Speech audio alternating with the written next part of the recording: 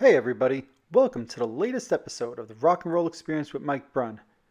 On this episode, I'm really excited to have with me special guest Eddie Trunk. During this conversation, we'll talk about Skid Row, Van Halen, the Rock and Roll Hall of Fame, Ozzy Osbourne, Ted Nugent, Dio, and the concert for 9/11 victims. We also talk about the current situation around the world and what Eddie thinks about the upcoming summer tours for 2020. We'll also talk about Twisted Sister, and of course, we have some great in-depth conversations about Kiss, and much, much more. Eddie also helped set the record straight on the 1984 Peter Criss concert, and also helped set the record straight on did his mother actually contact Kiss when he couldn't make a concert as a teenager. I'd like to take a moment and thank Eddie for the conversation that we had. Eddie was kind enough to spend 2.5 hours with me talking all things rock and roll, and I think you guys are really going to enjoy this candid and open conversation. While you're here, take a moment and hit that subscribe button below on my YouTube channel. Also, head on over to Facebook and follow my page, The Rock and Roll Experience with Mike Brunn, where each and every day we talk about all the rock and roll music that you love. Now, without further ado, let's get started with my conversation with Eddie Trunk. All right, hey buddy, welcome to the latest episode of the Rock and Roll Experience with Mike Brunn.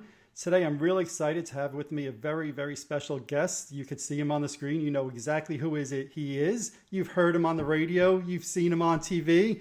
Mr. Eddie Trunk, how you doing, Eddie?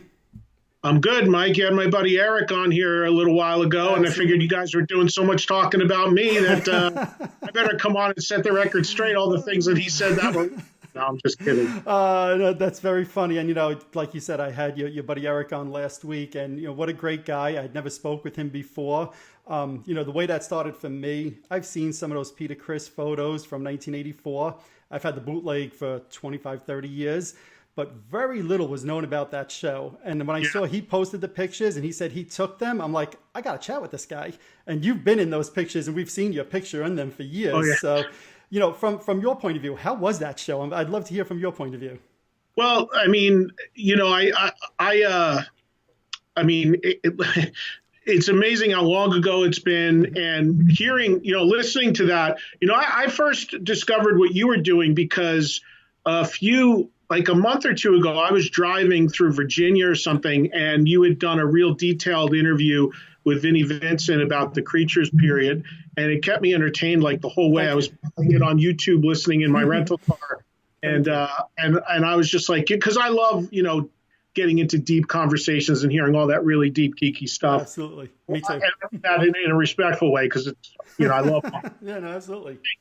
So I heard about that, and then Eric told me that when he said he was doing something about that night, and then he told me you. I was like, that. I said, Eric, that's the guy who did that Vinnie Vincent thing recently. He's like, yeah. I said, yeah, I heard his thing. So anyway, all that to say, thank you for having me. No, thank you. As far as that night is concerned, well, having heard what you talked to Eric about, the only thing that I will say to kind of maybe provide people with a little more clarity about that whole thing, because there was a lot of discussion of, like, I remember you and Eric and others have said, well, I don't know why we didn't know this was a show. Absolutely. And the reason why is because it really wasn't. It really was. And I've talked to Peter about it since. My recollection is Stan Penridge was, I believe, living in New Jersey at the time. Peter was writing with him. Peter was staying at his house. And the place was literally like a local watering hole, and they just thought it'd be fun to go down there and jam. Mm-hmm. And that's all it was. So it wasn't a structured, ticketed show, which is why I think it was so under the radar. Mm-hmm. But what I remember about it is it was my very, very early years of being in radio. I started in radio in 83.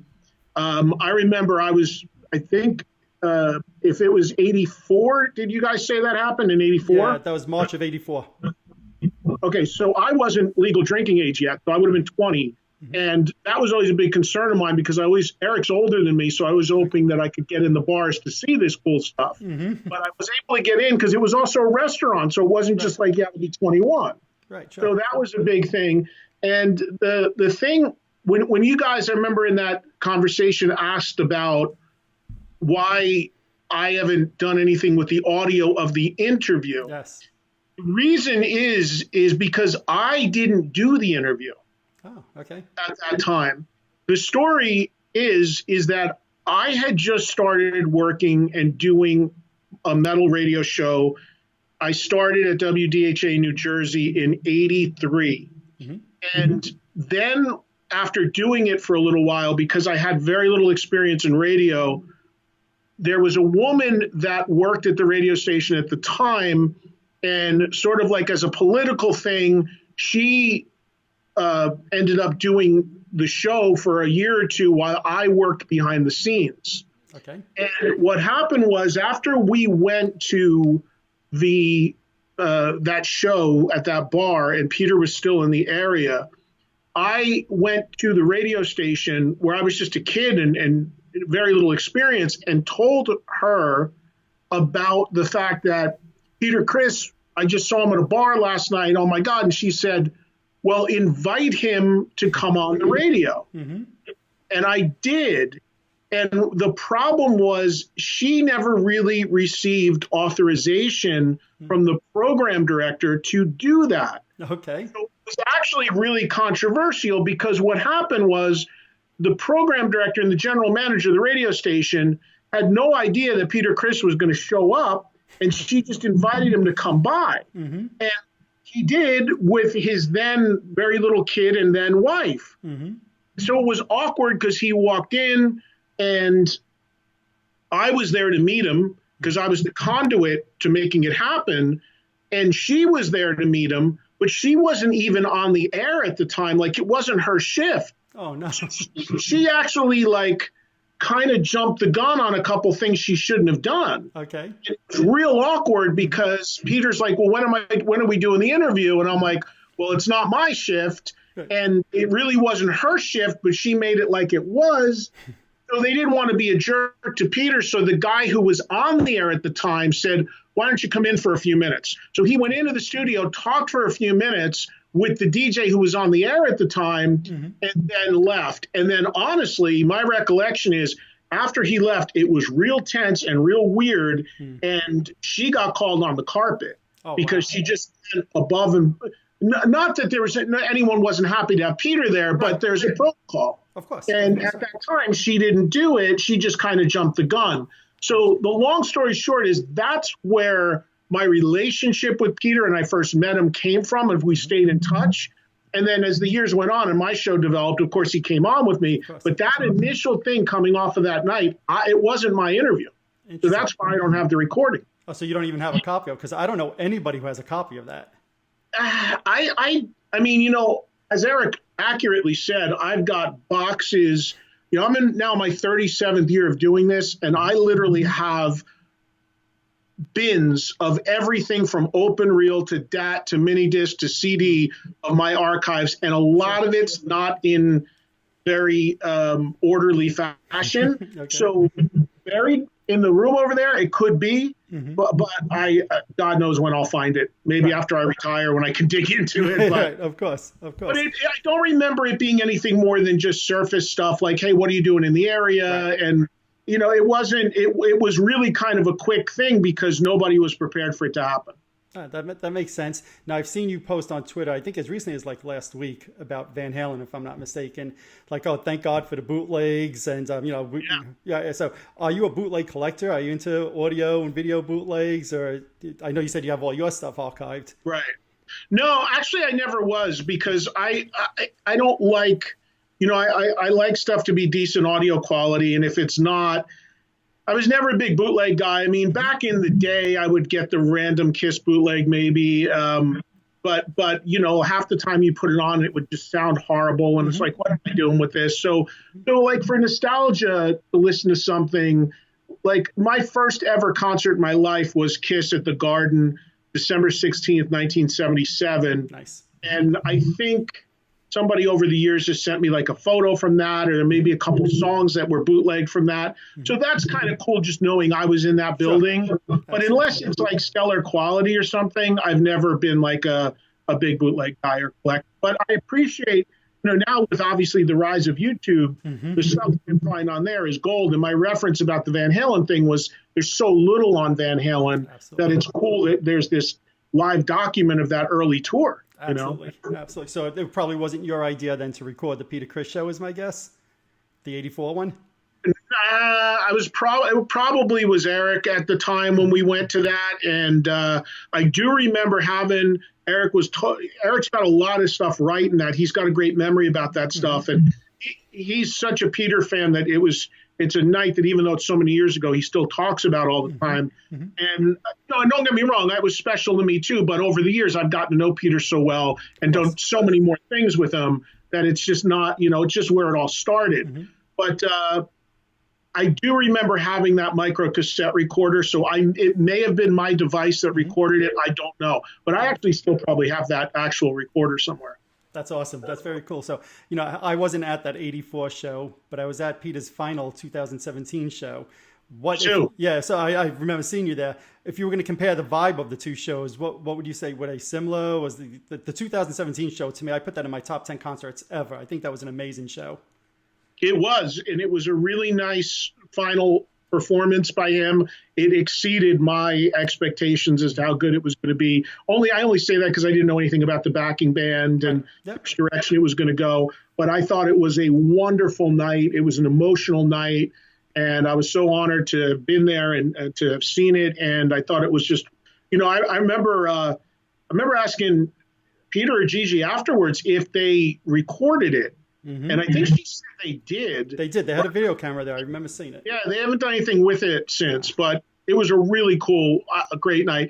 Huge difference, though, Mike, between the two nights, because the thing back in 84 was just literally there was no stage. It was just on the floor set up next to the bar. It was more just like a couple friends jamming, and there really wasn't even a big awareness that it was Peter Criss. It was almost like a bar dinner crowd that was just could have been any band playing some covers. And if you kind of knew, for the 20 people that were there that really knew, oh my God, it's the guy from Kiss. But it wasn't structured like that. So for us, we were sharing this sort of moment that was surreal, but to everyone else, it was just kind of like, hey, give me another Budweiser, and play this, and get a tip jar out. It was really very, very informal. Whereas the thing in 2017 was a structured, farewell, formal, emotional night with a fully rehearsed band. It was a totally different thing. Absolutely. So I remember another story Eric shared with me last week was, I guess about right around that time period, you were supposed to go see Kiss with him and a bunch of your friends, and you couldn't make it. And he said your mother called Kiss or messaged them or whatever it was. So share that story. It sounds like it was true. So share that story with us. Well, it's true, but he had the timeline off on that, which I told him about. So what had happened was, as we all know, for Creatures, Kiss never played the New York market. Yep. And as great of a record as Creatures is, it was a disaster of a tour. They were doing 2,000 and 15,000 seat venues. So it was real bad business and really a rough time for them, even though they made a great record. And we knew, being such big Kiss fans, we knew from the routing that they weren't coming through the New York market. And the closest that we could find them coming was Worcester, Massachusetts. So myself, Eric, a couple other friends, we had planned a road trip. Let's go to Worcester and be able to see the tour. And about a day or two before that show, I was stricken with appendicitis, and I went to the hospital, had to have my appendix out on New Year's Eve. I'll never forget it. And I had complications from the surgery. And I ended up being in the hospital for 3.5 weeks because I had gotten an infection. It was not good. But it cost me the chance to go to that show because I was in the hospital. So those guys went, and, at that point I was, still, I was 18, 17, whatever. I was still living at home. And I remember, my mom knew what a big Kiss fan I was and knew how devastated I was. And I was not in the business at this point. I was just, I was just starting to work at a record store and just doing very peripheral little things. Right. So my mom, being, a supportive mom, without me knowing, wrote a letter to Kiss's management, sort of like a sob story letter at the time, saying, my son is so upset and he's really not in good shape in the hospital, had to have his appendix out, and there's been complications. His heart's broken because he wanted to go. And she wrote something like, she didn't ask for anything. She just, because again, this is long before the internet. Sure. She said, can you please let me know if there's any other shows anywhere that I can take him to, or something along those lines. I never actually even saw the letter because I had no idea she was writing it. Right. And just to flash forward a little bit, and I get out of the hospital and start recovering. And she comes to me one day and she said, I wrote a letter to Kiss's management. I looked it up while you were in the hospital. Like, what? And I felt, honestly, I was angry about it at first because I'm like, you're a teenager, of course. I felt like, I was like, yeah, like, what? I'm not dying, like, And she's like, well, I felt so bad. I know how much you love Kiss and how bummed you were. Your friends went, you couldn't go. And I was actually mad. And she goes, well, don't be too mad because look at what I got back. And she handed me a letter, and it was on the letterhead, the Kiss letterhead, and it said the next time that I went to a show on the next tour to call the number, and I would be given a chance to meet the band. Nice. And the next time was the Lick It Up tour. Okay. And the same deal, I actually, for whatever reason, because maybe I was concerned they were going to make it to New York or whatever, but I actually went back to Worcester, Mass. Or actually, I think they offered me the passes for Worcester, probably because New York, hometown, a lot harder. Maybe they thought because that's where I was going originally. I was from there. I don't know. But the letter was like, come to the Centrum. There will be passes to meet the band. So I drove there with a couple friends. I don't think it was Eric on that trip though, and there were 2 passes left for me. Nice. And that was the first time I met them, but I didn't meet I don't think I met Paul. I may have briefly met Gene. I definitely met Vinny briefly and Eric briefly, but even crazier to connect that story is, and I have photos of this. I think there's one in my first book. But I get a hotel with my friends right next to this venue in Worcester, Mass. And we're doing like a tailgate in our hotel room getting ready for the show, which means like a case at that time, like a case of Michelob. Right. And cranking some Kiss songs on our boombox. And we left the door open to the hotel because we're figuring maybe some other fans going to the show are going to walk by and maybe stop in and have a drink and just like a tailgate in a hotel. Right. So the hotel was literally right next door to the venue. And it's like 4:00 in the afternoon and we're all in there having time of our life. And who walks in but Eric Carr? Oh, wow. Not surprising. He was staying in that hotel. Wow. And he walked by the door like completely random. Right. We're kids like partying, knock on the door. And it's like, hey man, can I come in and have a drink? And we turn and it's Eric Carr. It's Eric Carr, right. It's like, oh yeah, come in. And he had a drink with us and we took a photo with him, which I believe the photo's in my first book. And that was the first time I met Eric. And look, anybody who knows anything about Eric knows he was one of the most wonderful people, and I loved him and miss him every day. And I was just a kid. I was nobody, but it was like the incredible moment. Go to the show, do the whatever we did. I got backstage, but then a couple years later, I started to get in the music business and work for a label and started to become more professionally in the business. And then I met Eric again, showed him that photo. We recollected that. He's like, oh my God, that's crazy. You were that kid and this and that. And then that touched off an incredible friendship I had with Eric right till the day he died.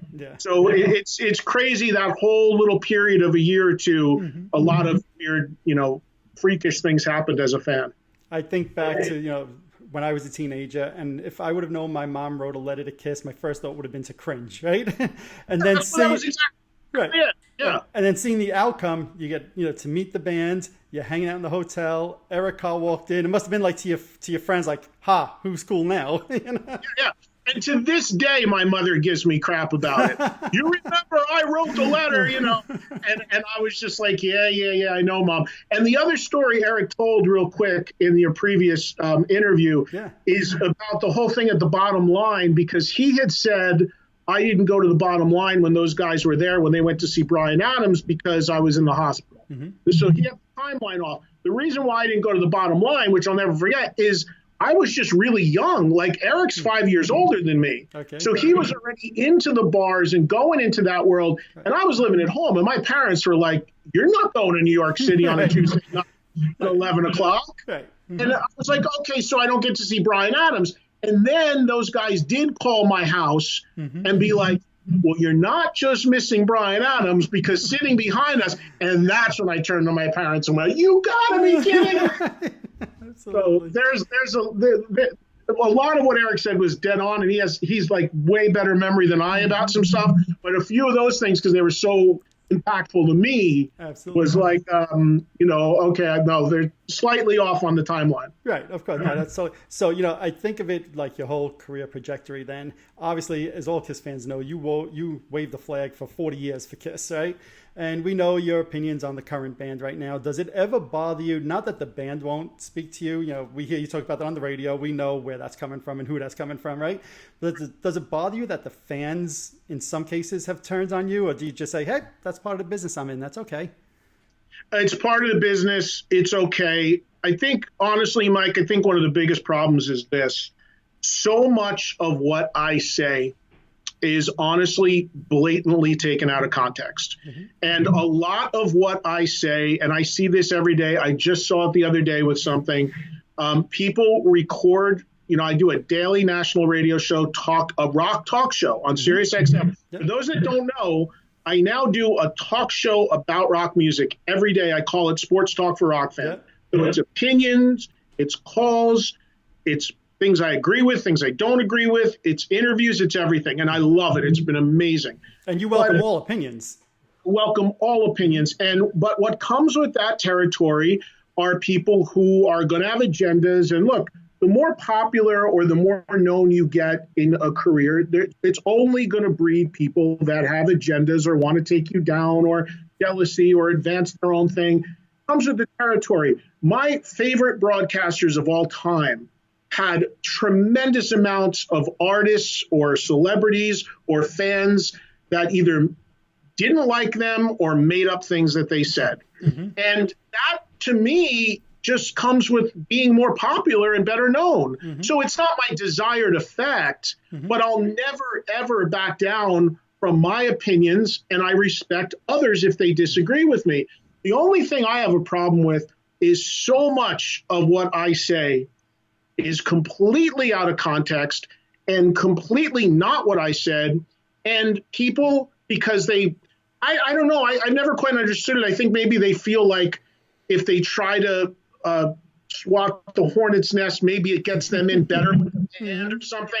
I never quite understood the logic from it, but I can cite a million examples where people will take something I've said on the radio, edit out all the good stuff I've said, and isolate it. Because look, a 2-year-old could edit audio now, and put it on YouTube with a clickbait headline. And here's Eddie Trunk talking crap about whoever, and completely out of the context of what I said. So I stand behind my opinions, but sometimes when they're presented where all the good stuff around it before or after it is cut out, but again, what am I going to do? Police the internet? I can't. And it's not just happened with Kiss. It's happened with other bands over the years. And to me, it just tells me people are listening and people care. And in this day and age where there's a million people with YouTube and podcasts and whatever, to be known for something is important. But I don't back down from any of my beliefs of how I feel as a fan.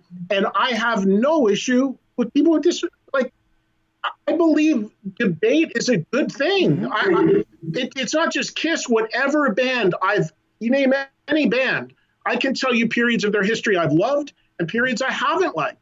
So it just so happens that Kiss and the Kiss fan base is so unbelievably passionate, rabid, whatever the word you want to make, that for whatever reason, they're the one band that if you have a differing opinion with something they're doing, there's a segment of their fan base that's going to attack or embellish it or turn it into something it's not. And that's the only thing I really have a problem with. Otherwise, like I said, my favorite broadcasters and the biggest broadcasters in the history of media all went through the same stuff, and it comes with the territory. Absolutely. You know, it's funny because as a fan, I'm in a unique position, I guess, where I'll give you 30 seconds of my background, where I kind of agree with your point and then I disagree with your point, right? So in 2001 and 2002, when Eric Singer was first in the Catman makeup in Japan, I was like, no.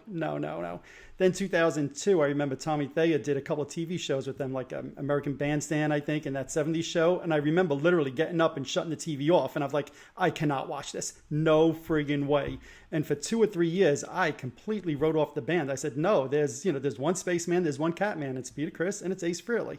Somewhere around 2004, I became a fan and said, you know what? It was never bombs. It was never makeup. Those things are nice. They're fun.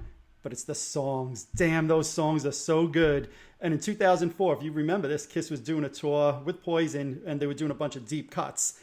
And it friggin' roped me in. I was like, oh, I can hear Love Her All I Can live? Oh, definitely. Oh, they're going to do Unholy? Oh, yeah, definitely. I want to hear that again. And then at that point, I said, you know what? I respect the people who don't like the makeup thing because there's still parts of it every once in a while I'll cringe of like, Tommy, you don't need to do that Ace solo in the middle of the show there. But it's still the songs to me. And so I see both sides. For me, the songs trump the makeup, I guess is the way I look at it. Yeah, well, see, and look, I have no issue with people that feel that way. I totally get people that go and just, the show and they want to take their kids and they want people to see what it was and all that. That's fine. By the way, I have no issue whatsoever personally in any way, shape, or form with Tommy or Eric. I've made that crystal clear.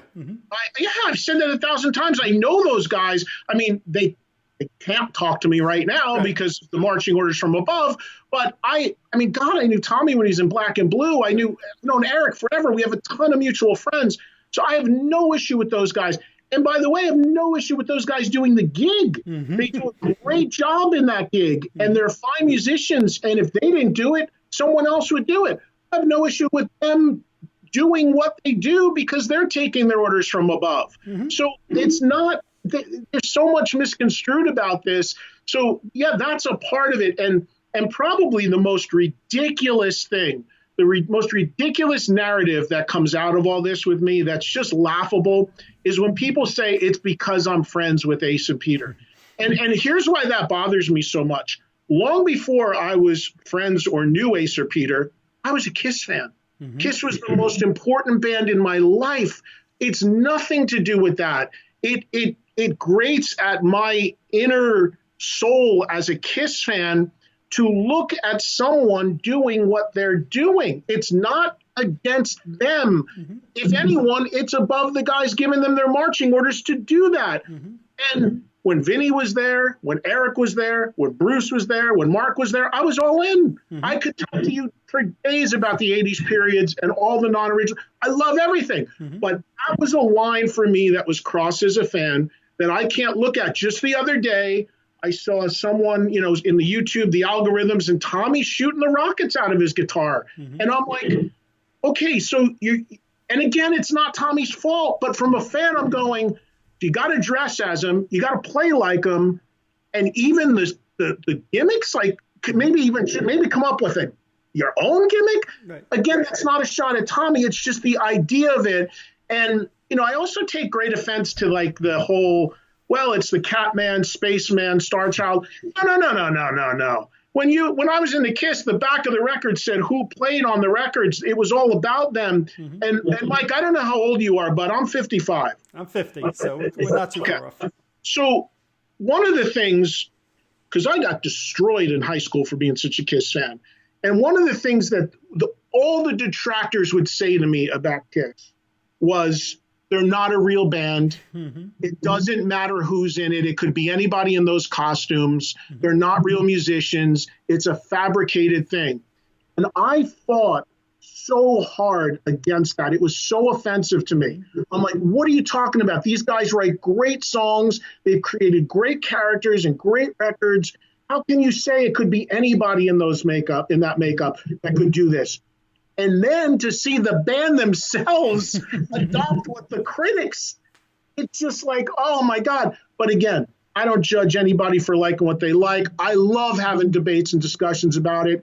I have no issue with Tommy and Eric. They're wonderful people. They're great players. But these are the things that when people post online, that stuff all gets cut out because that doesn't have the clickbait. Right. So I deal with that all the time. It is what it is. And, I look forward to the day when KISS ends and I can talk to everybody again and have them on. So there's going to be some great conversations. That's hilarious. We'll have new fans that they're going to want to promote at that time. So I've seen it. I've been down this road with other bands before. It's fine.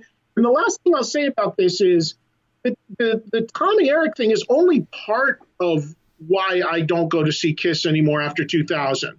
To me, there's a lot more missing and a lot more in terms of energy and delivery and reality that's just not happening from the clips that I see. And I have a narrative that I say constantly on my radio show, not just about KISS, about any band. And that is that I would much rather have bands that I love end than what I call stay too long at the party. When you look and you say, it's not even close to what it used to be, the energy's not there, this guy's not real, the vocals aren't real, this isn't real, this guy's playing to I don't want that. I'd rather have the last memory I had of a band be, oh my God, they were so good, and then end respectfully. And if you look at any bit of press that KISS did on the first farewell tour 20 years ago, that was the exact reason why they said they were ending. And to me, a lot of those things we're seeing with what they're doing now. Sure, a big show, but there's more to it than that for me, and that's what I'm not feeling from what I've seen. Of course, I haven't gone in person, but from what I've seen. But the last example is a band like UFO, who I love to death. They announced a farewell. And people came to me and said, you must be devastated, UFO's ending. I said, you know what? I'm actually not. Because the singer's 70 years old. Right. He can still sing really good. And I don't want to go see UFO and see Phil Mogg walk out there with a cane and be able to sing at half of what he was able to sing and be like, oh, man, this is kind of sad. So I feel that way across the board. It's not just KISS, but of course, KISS gets amplified because of the fan base. Right. Oh, absolutely. So final show, if Ace Frehley, Peter Criss, maybe Vinnie Vincent is there, do you still not go, or do you say, hey, one last time, I'll do it? Oh, if Ace and Peter are a part of it, I would go. You would go. Because it legitimizes it for me. Have you heard if they've been invited? Or because I've been told Peter Criss has not been invited. I don't know. I'm not going to speak for Ace, but I was actually in touch with him yesterday. We do talk all the time. And to my knowledge, and he has said this publicly, he's had no communication with them and there's been nothing. And that's the other part of this narrative too. Look, I don't care, and people can hate me for this all they want. There's a lot of smoke and mirrors with KISS. And there's a lot of misinformation for decades that can be floated out there. And this narrative which is hysterical of them for like the last year saying, hey, everyone's welcome. They can. Are these guys supposed to just roll up and knock on the back door and say, hey, we're not dumb. You have to make a deal. You have to have an agreement. You have to rehearse. You can't just half-ass it. You have to be invited. So without those invites, floating that out there is a convenient thing to help the person in Idaho think this might be the night they show up. Right. When they played in San Diego, you know how many people said to me, this is probably the night Ace is going to come because Ace, they thought, lived in San Diego. Right. He doesn't live there anymore. Living in San Diego anymore. Right. Ace was talking to me. He's like, I don't got a call from nobody. Right, of course, right. Well, I mean, I'm curious, like anybody, what the last show is going to be, and what they decide to do will determine whether if I can even get in the door. That's a whole nother thing, right? If Ace and Peter were there, but honestly, I wouldn't have an interest without Ace and Peter. So we'll see. And by the way, I have a suggestion that I've said on my radio show. Yes. Whatever members do or don't come back. But I have a great suggestion as to what KISS should do for the last show. Let's hear it. If people believe it's the last show, which I'll never, but right. It should be, even though I've heard it's Citi Field or whatever, it should be Central Park free. Okay. Completely free. Mm-hmm. So, and then it doesn't matter who's playing or who's not, but here's my logic on this. You, me, people watching, listening, we've all made donations over the decades to the Kiss Slush Fund, right? Yes, too many. A lot, right? So, and they're always the one to say the fans are the boss, the fans are the boss. So for the last ever show, hometown, not even ticketed, open the floodgates. Anyone from around the world, all you got to do is walk in, right? Free show. This way, whoever comes out, who doesn't come out, nobody can complain because they didn't pay. Right. And someone would say, well, what about the cost of, putting on the show? Well, can you imagine, Mike, the money made on merch? Of course.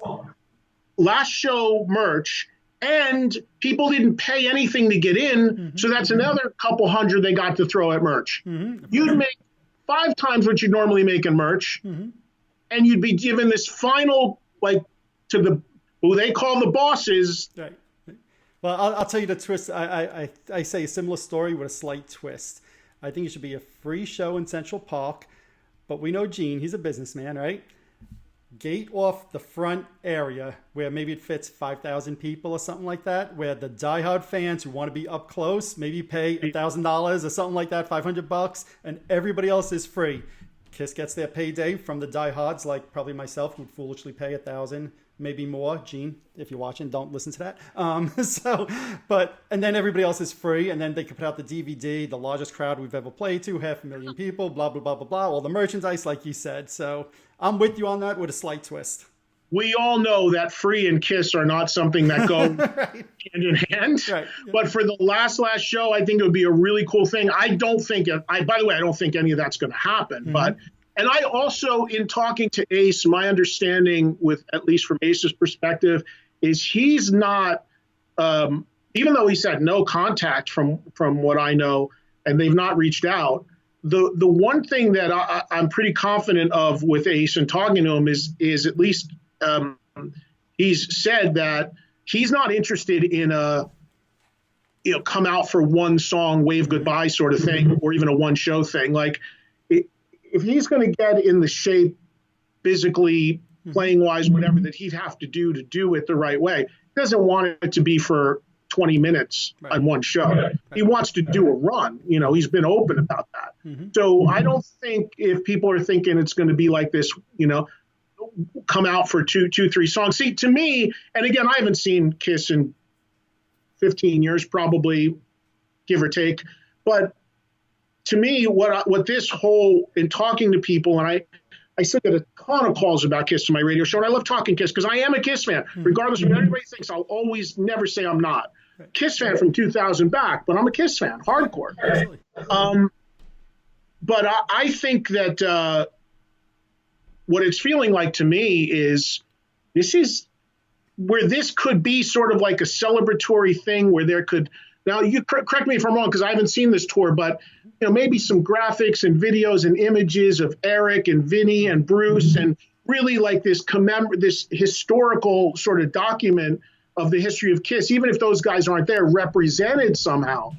That, I believe, is not happening, right? Nowhere near what it should be to me. Eric Carr is flashed on the screen briefly a couple of times. If you're not looking for it, you miss it. So to me, my opinion, not done the way I would do it if I was in charge. Which is my point, is if this is this farewell thing, to me, it's really just another tour.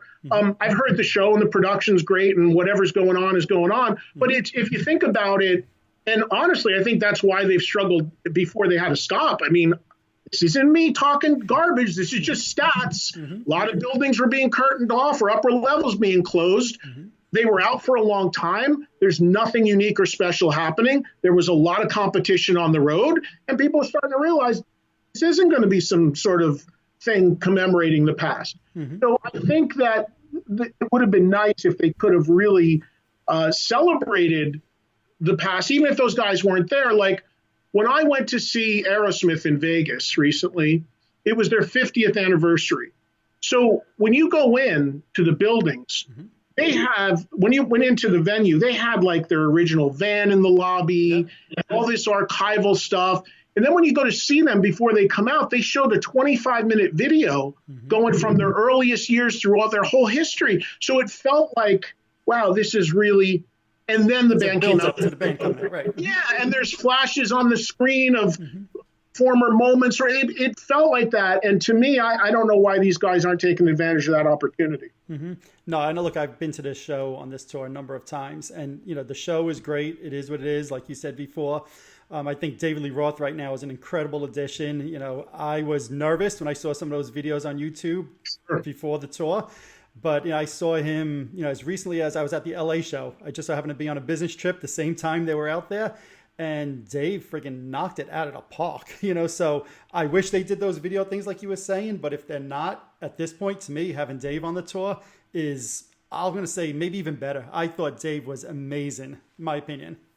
Yeah, well, what I saw of the videos online, he had gotten way better. And that was a case where everyone was destroying him on those Vegas shows initially. And again, if people really listen to all of what I say in context, I was very clear that I felt that could be fixed. It could be fixed if he will figure it out. And I think from what I heard, he did. Now, I don't know why he's playing such a short time. Playing like a half an hour, which doesn't 40 minutes when I saw him. 40 minutes. Okay. Yeah, I wish it was longer, but I will say, one of the things with Dave for me is sometimes the shtick becomes a little too much. And look, that's Dave, right? That's been Dave since the 70s. But this was just one song after the other. Bang, bang, bang, bang. It was amazing. For me, best opening act Kiss has ever had, and they've had, to me, a bunch of great opening acts over the years. But how do you beat David Lee Roth singing those classic Van Halen songs? Yeah. Yeah, no, I thought it was a great addition. And listen, from a business standpoint, and my whole history is in the music business as well, it's a smart addition because, again, when you're out, I mean, the first run of dates Kiss did, my understanding is they had a painter painting opening the show. Okay, so you don't put on a name opening act that you have to pay unless you need a little more meat on the bone to help sell it. That's just business. You don't. They put a name act to help them. Now, I'm sure it helped to some degree, but not nearly to what the point they wanted it. But I love Van Halen, and I think it's unfortunate that there's just been so little from Van Halen in recent years. And seeing Dave sort of take the bull by the horns and saying, "Okay, I'm going to go out and play these songs," is kind of needed right now because they're great songs. And I understand his band was good. I mean, everyone told me the backing vocals are piped in, which just makes me nuts. I'm sure those guys can sing fine and make it real. I mean, that's my biggest peeve in the world with every band right now. And I'm on a mission about it. It's completely wrong. And too many people are accepting all of these bands using electronics. It bums me out. And the bands that are playing all real are bummed out and starting to speak out. It's got to happen. But outside of that, everything I heard about Roth got better and better with each show. And it's a shame because that would have dovetailed into him doing more headline stuff in Vegas if this pandemic didn't happen. And maybe that would have really been good because you would have got the full set, devoid of all the sort of nonsense in the beginning. Absolutely. No, and you're touching on what's going on right now in the world, right, with the pandemic. And while we're recording this, you're in New Jersey, I'm Long Island. We're kind of stuck in our houses, right? So you're still able to do your show, though, from your house, right?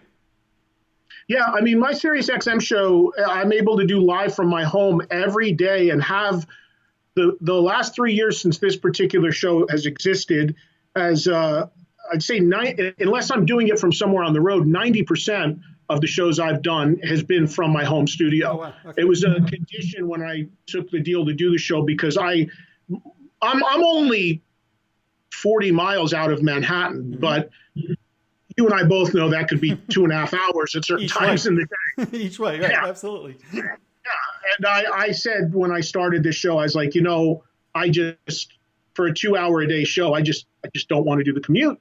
And they said, we'll give you a setup at home, and that has turned into a godsend because with this distancing we need to do right now, I still have the equipment and ability to do a show every day. The one difference is at the time we're doing this, I can't do it live because even though I can work live from here, what I put out has to then go to a producer in either New York or LA, and they have to run a board. Right. Okay. So I've had to go and I've had to pre-record the night before all the shows. Like, for instance, we're talking right now on a Monday. As soon as I'm done with you, I'll record what will be my show that airs all new tomorrow. Gotcha. And I just have to work a little bit behind pre-recorded because until we're able to open the buildings again and I can get at least my producer back there, and then I can then go and route live again, which I'm looking forward to. So I can pretty much do everything but take calls, and I can record interviews, but I can't. I love talking to callers. I say all the time, I've got opinions. I love to hear people's opinions. So I love that two-way street. And right now I'm taking reaction and input from my audience via email or social media, but I can't really click on the button and say, Jimmy in Texas, what do you want to say about this?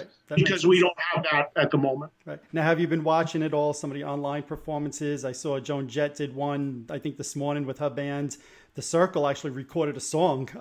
It's only like 2 minutes, which to me, the song sounded great. I was like, and you see Vic Johnson sitting in his kitchen playing guitar. I'm just like, how freaking cool. And if you look close enough, Sammy Hagar, I think it was his wife probably in the background. You see her doing laundry in the background in his sunglasses. But to me, it's just such a cool vibe, very laid back, So have you been watching those things? Yeah, I have. There's an artist named Tuck Smith who I like a lot, a new young artist who is actually the opening act on the stadium tour. He's the fifth build act. He's on before Joan Jett, if that tour happens, which we'll see. But he's been doing some stuff from his house. I like what he's doing. I've seen, I'm a big fan of the band Soul Asylum. Dave Perner and his guitar player have been doing some stuff.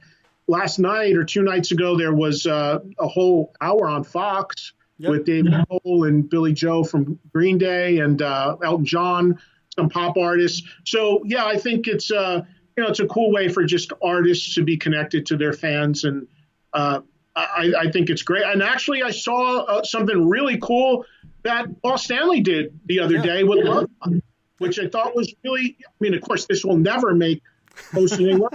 He's a positive African. I thought it was great what Paul did. It was really cool. I hope he does a series of those where he talked about writing Love Gun and playing a little bit of it. And I thought that was wonderful. And he had some really very, I think, important things to say, too, to the fan base about being careful and being responsible right now with what we're dealing with. So, look, again, whatever my thoughts are about KISS now, I'm objective about it. There's wonderful things they do. They do wonderful things for the veterans still. They do some great stuff like what Paul did on the thing. It's just, again, I don't know why. It's the one band you can't have a differing opinion without.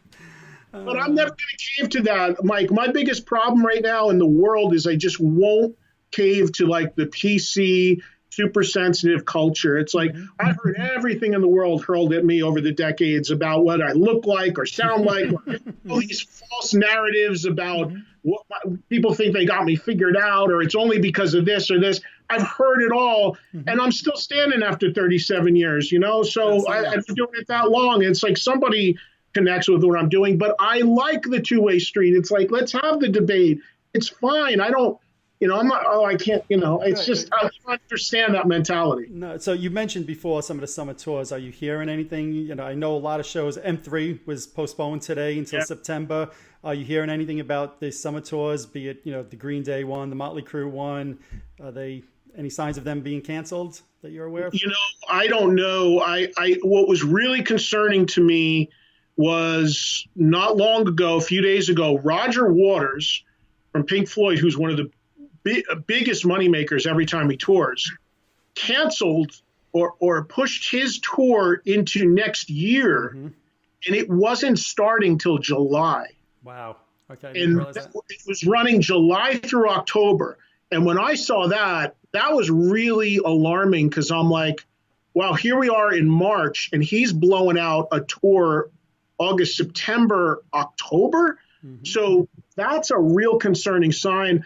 I just don't think anybody knows really what's going on. I mean, we've lost a ton of music festivals. We have stuff being pushed back. I host a festival every year outside of Tulsa called Rocklahoma, and I'm fearful that's not going to happen. Like you said, M3, I used to host. It's gotten bumped to Labor Day. I'm not sure what's going to happen there. A lot of people with their eyes on this stadium tour and what's going to happen with that. I was actually in touch with Nikki Sixx a couple days ago via text, just checking on him and saying hello. And I didn't want to bring it up to him on text because I'm sure you guys are like holding their breath, that the promoter calls. But everybody knows what's going on out there, and everybody is concerned. And I'm a big sports fan. I'm a big football fan. We should already be having baseball, and now we're, I'm already. I've got my invoice here for my Giants season tickets, and I'm like, are these games going to happen? I hope so, but it's just, it's across the board, man. It's almost like people are ready to call off the rest of 2020, and we're only about to go into April. It's crazy. Now, the only positive side from a fan point of view that I could think of is ticket prices were getting crazy to me. I mean, if I take my wife and my 2 kids with me to a concert, it's at least $500, at least. And I'm sitting in an average seat. I got to think prices are going to come down after this, just simply because millions of people are losing jobs. It just supply and demand, I would think, dictates prices coming down. Well, that's the big thing that I've been talking about, too, is the fact that so you're going to have sort of a perfect storm here because people already made the case that maybe touring is too much already oversaturated. Now you got the perfect storm where you've got everything that was supposed to happen the first half of this year now being pushed to the back end. Plus everyone who was going to go out anyway in the back end, up against the fact that there's going to be a lot of people, unfortunately, who have lost money or don't have their jobs and can't afford the tickets. And the other thing that I've been, because I try to be an advocate for the fans as well on my show and give them a voice and hear what they're going through as ticket buyers or whatever. I mean, I'll get calls, this VIP sucked, this one was great.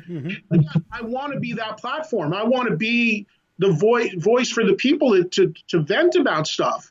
And a lot of times that's a problem too, because what they say gets attributed to me saying it, but whatever.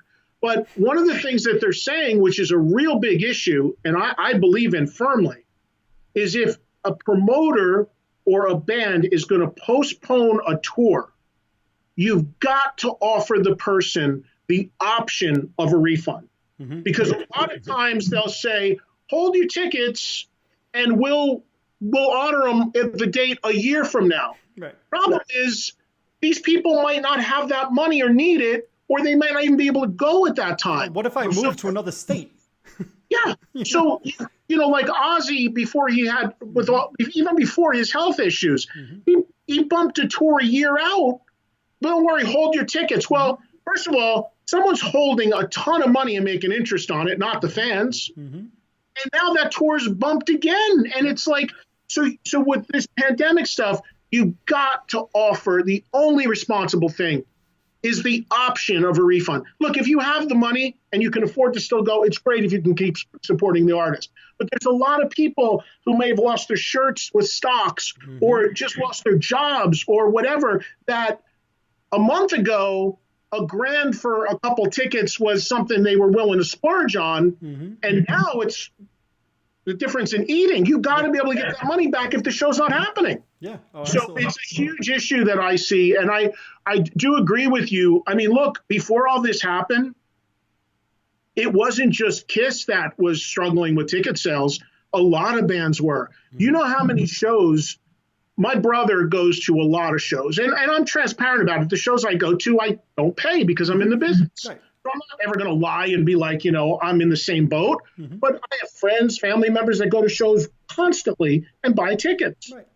And they were getting tickets because now there's what they call dynamic pricing, where you go and sit down, guy next to you paid $300 and you paid $20, and vice versa. And my brother went to countless shows at the PNC Arts Center in the last few years where he, for $20, sat next to someone who paid $500. It's grossly unfair what's going on. I have friends that went to the local Kiss shows. They waited till the day before. They got in like 10th, 20th row for like $40. Absolutely. Sitting next to people who paid $700 because they're just dumping the tickets and dropping the price just to fill the buildings.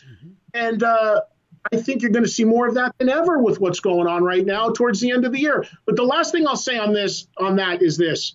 No matter what's going on, if somebody truly, truly wants to see the band, they'll pay whatever they have to pay and find a way to do it. For instance, if AC/DC ever does announce a tour, people are going to go. Just like when GNR first started, people I got so many calls, people complaining about the price of tickets, and they were right. The tickets were exorbitant, but every building was full. Yep. Now GNR's been out there for 2-3 years. Everybody knows what it is. They've done the same show over and over. All of a sudden, it's like, I saw an article on Polestar, like, Guns N' Roses may have bit off a little too much because the sales weren't there. So all of this stuff, that's why I think there's so much interest. And you see, whether it's Rage Against the Machine or Tool or My Chemical Romance, anyone who's been away for a while, 4, 5, 10 years, that everyone's not seen 1,000 times, when they come back, that's where the mania is for the tickets, because it's fresh blood. Without a doubt. And, I've told some of my friends who aren't into some of those newer bands, I got my daughter into My Chemical Romance years ago, and they actually sold more tickets in the tri-state area than the Motley Crue tour did to date. They sold out 4 shows like that in an hour or so. So to your point, if the band's been away and the fan base wants to pay, they're going to pay. And I went online to look, and I saw face value tickets. They were like a seat here, a seat there, $1,000. And I'm like, there's no freaking way. I'm not spending $1,000 to see My Chemical Romance. But clearly people did, because that was face value on Ticketmaster. Absurd. Band has never been bigger, and why? Because they went away for 9 or 10 years. Absolutely. And it's crazy. I mean, but and I say that to my friends all the time that are in bands. I say, look, if you can afford to disappear for a while, when you come back, your business will be threefold what it was. I had Shavo from the band System of a Down on my radio show 6 months ago, and we were talking, and he was. There's a lot of dysfunction in that band that they're open about. And he said to me, he goes, yeah, man, he goes, the business we could be doing if we were playing all the time and this and that. And I said, hold on, let me ask you a question. How often do you play a year? And he said, I don't know, maybe 10, 15 shows. And I said, when you play in LA, what kind of business do you do? He said, the last time we played, we did 42,000 people as a headliner. I said, do you think if you came through every year, you'd be doing 42,000 people? No way in hell. Right, of course, right. So it's just that whole thing is just like absence makes the receipts and the revenue go up when high. If you can afford to sit back. I mean, Tom Morello is a close friend of mine, and I bust his chops about it all the time. I'm like, he would always say before they announce dates, I want to get out, I want to play, I go, every day you're on the sideline, the promoters are throwing another 100,000 on that guarantee. Every day. Right. Yep. Because they need something fresh, and I think that's the other side of it. No, absolutely. So what do you think is going to happen? I know you've hosted the Monsters of Rock cruises, and I think you hosted the Def Leppard cruise a few years back, which had some issues, unfortunately, with that. But the cruise industry for rock bands has become a big thing the last few years. And now with what's going on in the world, what do you foresee happening in that area? Yeah, I mean, I lost 2 cruises that happened that were I was supposed to be on one as we speak. Oh, wow. Because I do and have hosted the Monsters of Rock cruise every year since it's happened. And it's a wonderful time. It's just so much fun. But the same promoter puts out a Moody Blues cruise, which is more of like a classic rock thing. Not personally a Moody Blues guy, but it's a totally different vibe. And he does a progressive rock cruise that's branded with Yes. And I don't host those, but I do bring my radio gear on board and work from the ship. And I broadcasted from them. So both of those got canned. They were supposed to be out right now. You're right, though. There are a ton of music cruises now, branded with everybody and everything. Absolutely. And I don't know what impact this has long term on the music, on the cruise industry overall. If people even want to go on cruises, period, or if they're going to be able to shake it off. I think it really depends upon how what we're in the middle of right now, wraps up. If people feel, okay, maybe it wasn't as bad as we thought it was. If it gets as worse as some of the projections today were, it could spook people from not only cruises, but even coming back to concerts. Absolutely. John 5 was on my show. I haven't aired this interview yet. I'm going to tomorrow, actually. Okay. But John 5, I was talking to him, and I asked him what he thinks is going to happen. I'm like, are we ever even going to shake hands again? Are there even going to be meet and greets again? Are artists not going to do that? And John was saying to me that his prediction is he thinks we've seen the end of movie theaters. And he was just talking, he doesn't know anything specific, but he goes, if you think about it, he goes, they'll deliver the movies directly to our TVs. We'll still might pay $35-40, but that's what you'd pay anyway for 3 or 4 tickets. And no one's going to want to sit on top of each other in a crowded movie theater. He goes, you'll still have like the little boutique theaters as like a novelty, just like you still have record stores. But he said, I think the movie industry is just going straight to people's TVs. It was an interesting thought. I don't know if I agree with him, but it was an interesting thought. So I mean, I don't know, like, will we, I mean, still my first thing when I see somebody is to shake their hand, but now you're not even really supposed to do that. So it's like, I don't know. Now it's not only don't shake my hand, but stand 6 feet away. Yeah. You know, yes. So I don't know. Like, we're in uncharted world, man. I mean, we don't know what's going on. Nobody has the answer here. And I think to me, I mean, I think the whole key is getting a vaccine, because this could keep coming around every year. Yeah. And if we can eradicate it through a vaccine, but then you got to worry about what the next thing that might come down the pike is. Absolutely. So it's a concerning time across the board, and it's got obviously massive implications for the touring industry, not just the bands, but think about all the crew people that make a living as tour managers, stagehands, behind the scenes people, merch people, trucking people, rigging, all the things that go into making a show. I said this on my radio show too. Look, the guys in Kiss, the guys in Foo Fighters, the guys in Motley Crue, they're fine. They're fine. Right, absolutely. You know, worry about the bands that play the clubs. Right. Worry about the people that work for these bands. They're the ones you got to be concerned about. I think it'll be interesting, and again, we're both tri-state area and New York area guys. After 9/11, which was different than this, but similar in some ways. I remember after 9/11, you know, people were afraid to go out for different reasons, obviously. But after 9/11 in New York, there was a benefit concert. I think you hosted that with Ace Frehley and Twisted Sister and Anthrax. Yeah. It was, oh, baby, yeah. Yeah, that was a great show. That was the first concert I went to after 9/11, and I remember being nervous. Oh, do you want to be in a crowded area? What if somebody tries to blow up the place? Whatever it is. But I worked past it, and now, you know, you think about it sometimes. I'll be honest, to this day, I go into an arena, I'm like, all right, there's the emergency exit, there's the emergency exit. You mix 9/11, you mix the Great White situation, and I'm very aware of that now. It'll be interesting to see, to me, coming out of this, to your point, will people still go to concerts? I think the answer is yes, right? Will the bands do benefit concerts like they did on 9/11? Well, we saw the TV thing last night, much like they did before right after 9/11. It'd be interesting to see how the bands and the artists kind of play this coming out of it. I'm optimistic. I really feel like we'll get through this. Us, tragically, we're losing people, but I think the huge majority of people are recovering.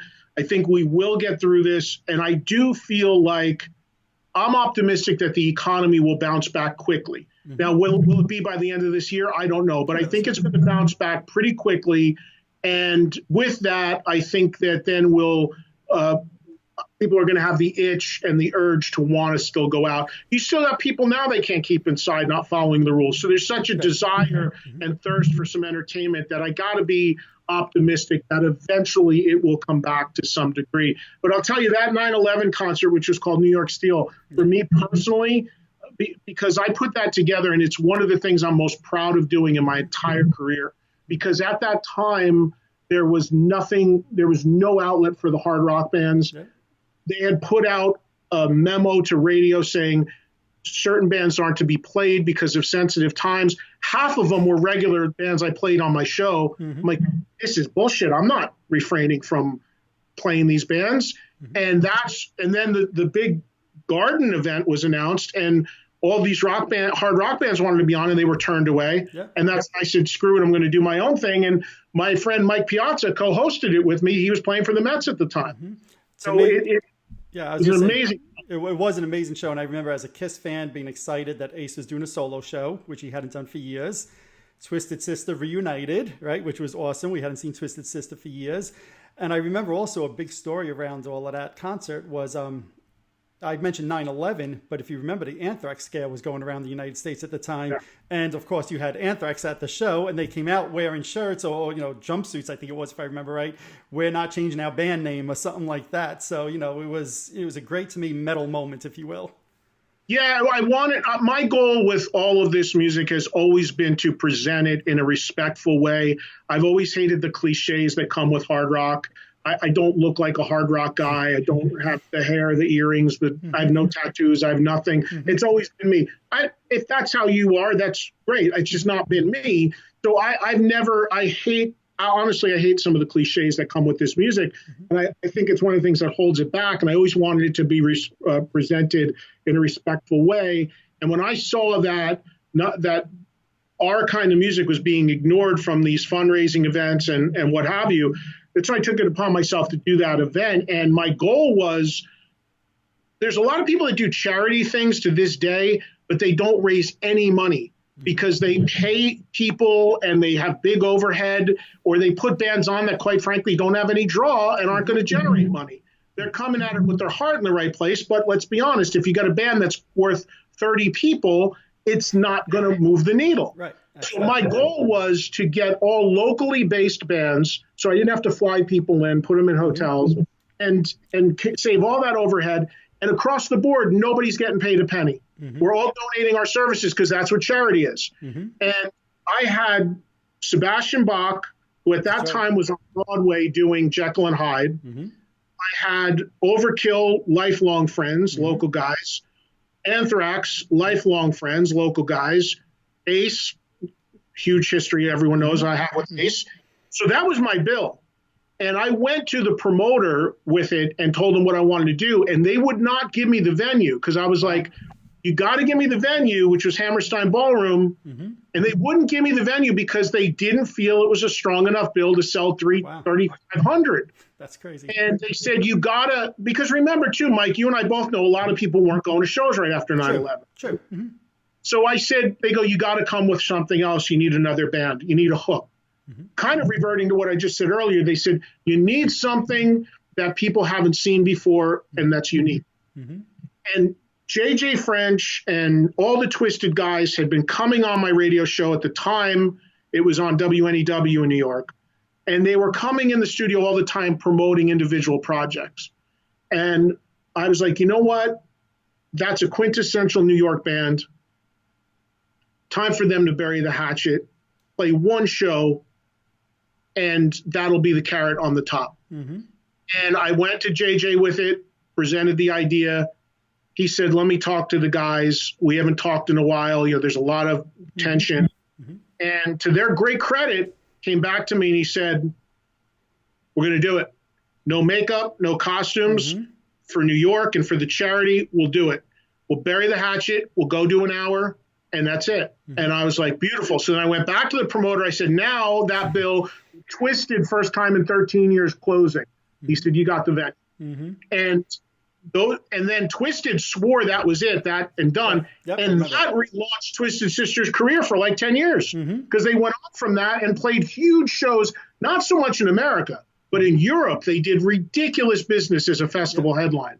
So and Piazza came in to co-host it with me, and he was one of the biggest stars in sports at the time. So it's a night that to this day I'm incredibly proud of, and one of the things I'm most proud of ever doing in my career because of the cause and because it put our kind of music in a good light. Absolutely. Respectful. And that's what I'm hoping coming out of this, that, whether it's you, somebody else, that we get another fun event like that. Like, all right, hey, we're all allowed to be back out. We're all going to be rocking again. And let's just go have a great time and a party. And, whether it's Sammy Hagar, whoever it is, some of these bands just kind of come together and do it, whether it's New York, California. I'm hoping there's something like that because I think that's what fans are sitting at home. They're ready to get back out. I hope, I agree with you. And I hope we see it as well. Absolutely.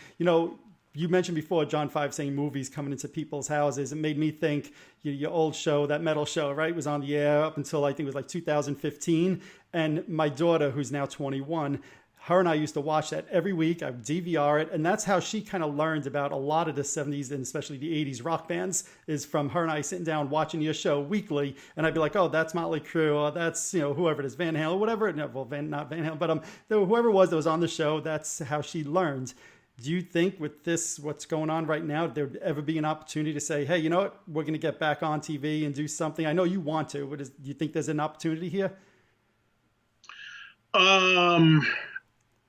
nothing to do with what we're in now, as far as I don't think anything to do with the pandemic or anything like that would drive a return of that metal show. I mean, I want to do it as badly as people want to see it again. So do Don and Jim. But we just, being totally honest, as I like to be, I mean, we just have not been able to find a broadcast outlet that wants to do it.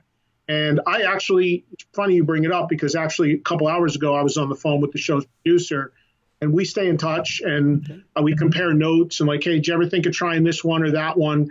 And there's been no shortage of people that have reached out about trying to do something. But the problem is, people will throw ideas out there. We've even had somebody recently throw some money at us to do it. But of course, they would like to see their money come back. Who wouldn't? Of course. And I don't have the mechanism to do that. So you got to figure it out. Sure. So it's very difficult. And what I've always said about it, too, is if I was ever to do that metal show again, I want it to at least be what it was, meaning that I don't want to just, people said, oh, just go do it on YouTube in your bedroom or whatever. I don't want, no offense to anybody who does that or whatever we're doing now, but the whole charm of that metal show was we had a live audience, we had some performance, it was a different vibe, we had features. So unless we could deliver at least what it was, it's not appealing to me to do again as some sort of bare bones thing. I'm not opposed to any streaming outlets or anything, but there's money, there's a crew, there were a lot of people behind the scenes, the live audience. So there's more involved in it than that. And look, I fought like hell to put that show together and get it on the air. And I'm insanely proud of what it's done, and really proud of like what you just said to me, because I hear that a lot. I'll meet younger people and they'll be like, hey, man, I used to watch you and I'm into this music because of you. Or I've met a lot of people who have told me, it's funny because people used to think I'd take offense to this, and I don't. It's actually a huge compliment. Especially women will say to me, they'll be with their husband or boyfriend, and they'll be like, I don't even like the kind of music that show was, but I still watched because I like the show. And people think I'd be offended at that because they don't like the music. No, that's super important because it shows we were reaching beyond the common audience. Absolutely. So it was a tremendous ride. I'll never say never. If there's a catalyst and a vehicle to do it again, Don and Jim and I are still friends. We'll do it tomorrow. But that being said, we've also all moved on doing what we do. I'm currently doing 6 live satellite radio shows a week on Sirius XM. I've got an FM show that in New York is still heard on Q104 and on affiliates. I got a podcast every week. So I'm trying to finish my 3rd book. So thankfully, my plate's pretty full, so I don't sit and obsess about it. But made a mark, and it's amazing because people, Mike, the show hasn't replayed anywhere in, 4 or 5 years. And every day, there's not a day that goes by that someone doesn't stop me in a store, email me, tweet me, and ask me about it. So the fact that it made the mark that it did is amazingly cool. And my whole career from when I started in high school has been about growing and turning more people on to music that I'm into and that I want to share the word on. So to hear that is what it's all about to me. Absolutely. Now I remember when you were doing that show. How do I say this? You'd go on rants sometime about the Rock and Roll Hall of Fame, especially. And it seems like you've, I'll say, maybe mellowed out a little bit more towards the Rock and Roll Hall of Fame, maybe a little bit. Do you feel a little bit like, hey, we won. We've got some, not everybody, right? We don't have Iron Maiden, we don't have Judas Priest, and on, right? But do you feel like, hey, we've got our foot in the door, so to speak? Well, people love when I do rants. They love. I was very encouraged to rant on TV. I'm still encouraged to rant on my daily radio show. People love, and look, I've got opinions, and I don't pull back from sharing them, and I welcome other opinions. But the thing is that the reason why.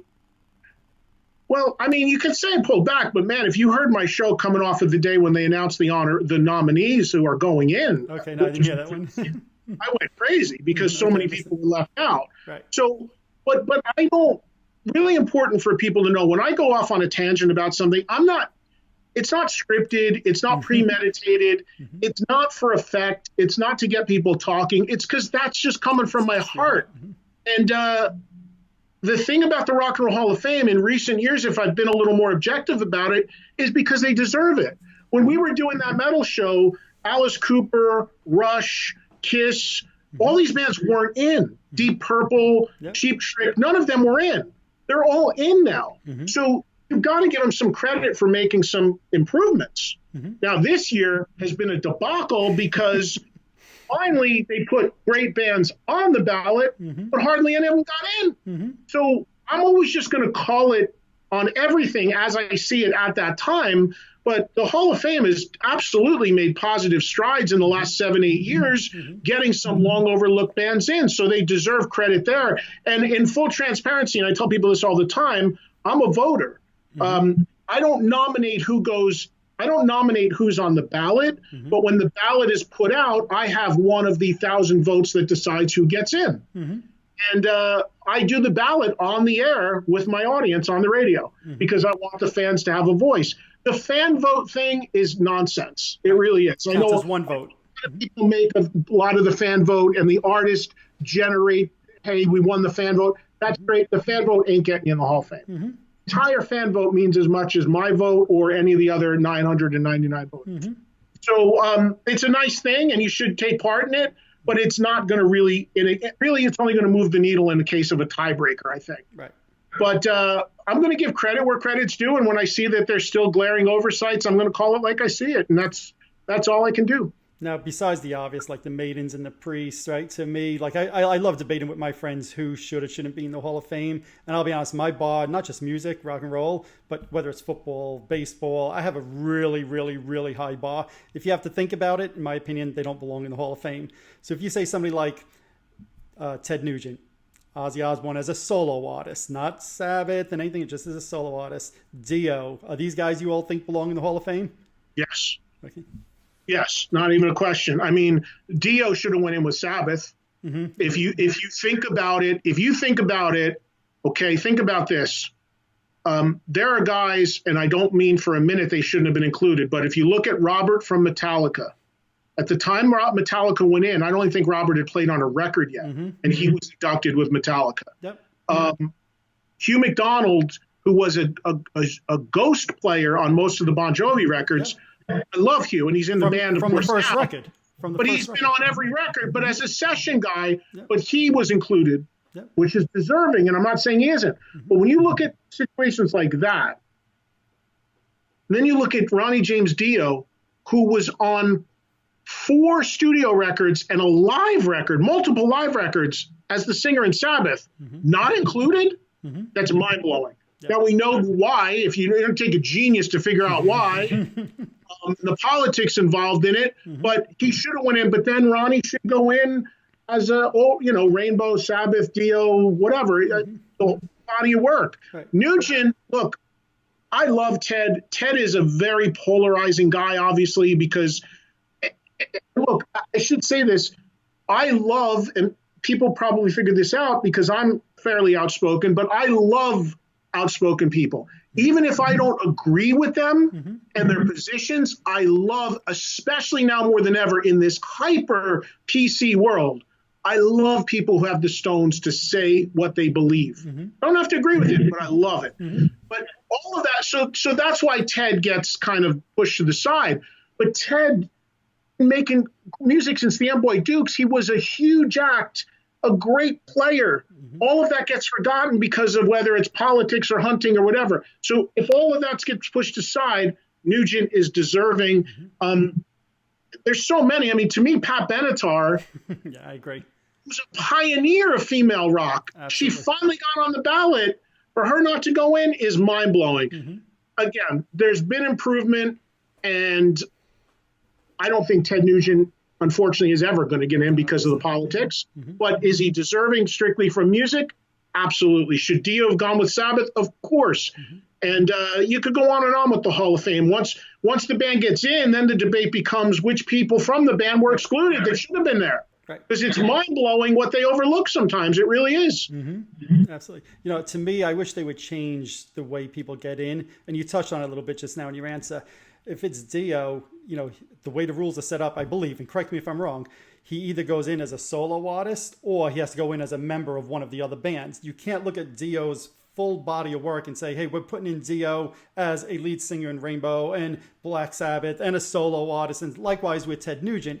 So sometimes playing by those rules of, hey, you have to go in as a solo artist or a member of a band hurts somebody like a Dio potentially. Well, no, you can go in as both. There's artists that have gone in as both. They've gone in as both, but you can't, to my knowledge, like if you're Stevie Nicks, you don't go in as Stevie Nicks, the singer across 40 years. You go in as Stevie Nicks, the solo artist, and then you go in as Stevie Nicks, the person in Fleetwood Mac.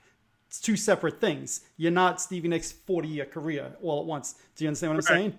Yeah. Well, look, the answer to that is, the truth is, they can do whatever they want because it's a club. Right, exactly. You know, I went to the Hall of Fame when Kiss was inducted, thanks to Ace and Peter, and I sat with them. Yep. And I literally sat shoulder to shoulder with Ace during the whole ceremony. And I mean, the fact that year Bruce Springsteen's band was inducted. Springsteen had already gone in, so that I was there. Oh my God. The deal is that I think everybody is told that they got, I think, 4 minutes each to talk. Yes. So Ace had his speech, Paul, Gene, Peter had their speeches, and they all played by the rules and they did. Kept it to within close to the amount of time. And if you make the argument that those guys should have gotten more time because they didn't play, which by the way is a whole other thing I could go off about. Absolutely. And a million things on that. But there's that, and then Springsteen's band gets up there and there's like 14 people and they're talking like a half an hour each. And here's something a lot of people may not know about that night. Under the table between my leg and Ace's leg was a guitar. Ace was supposed to go up and play in the closing jam.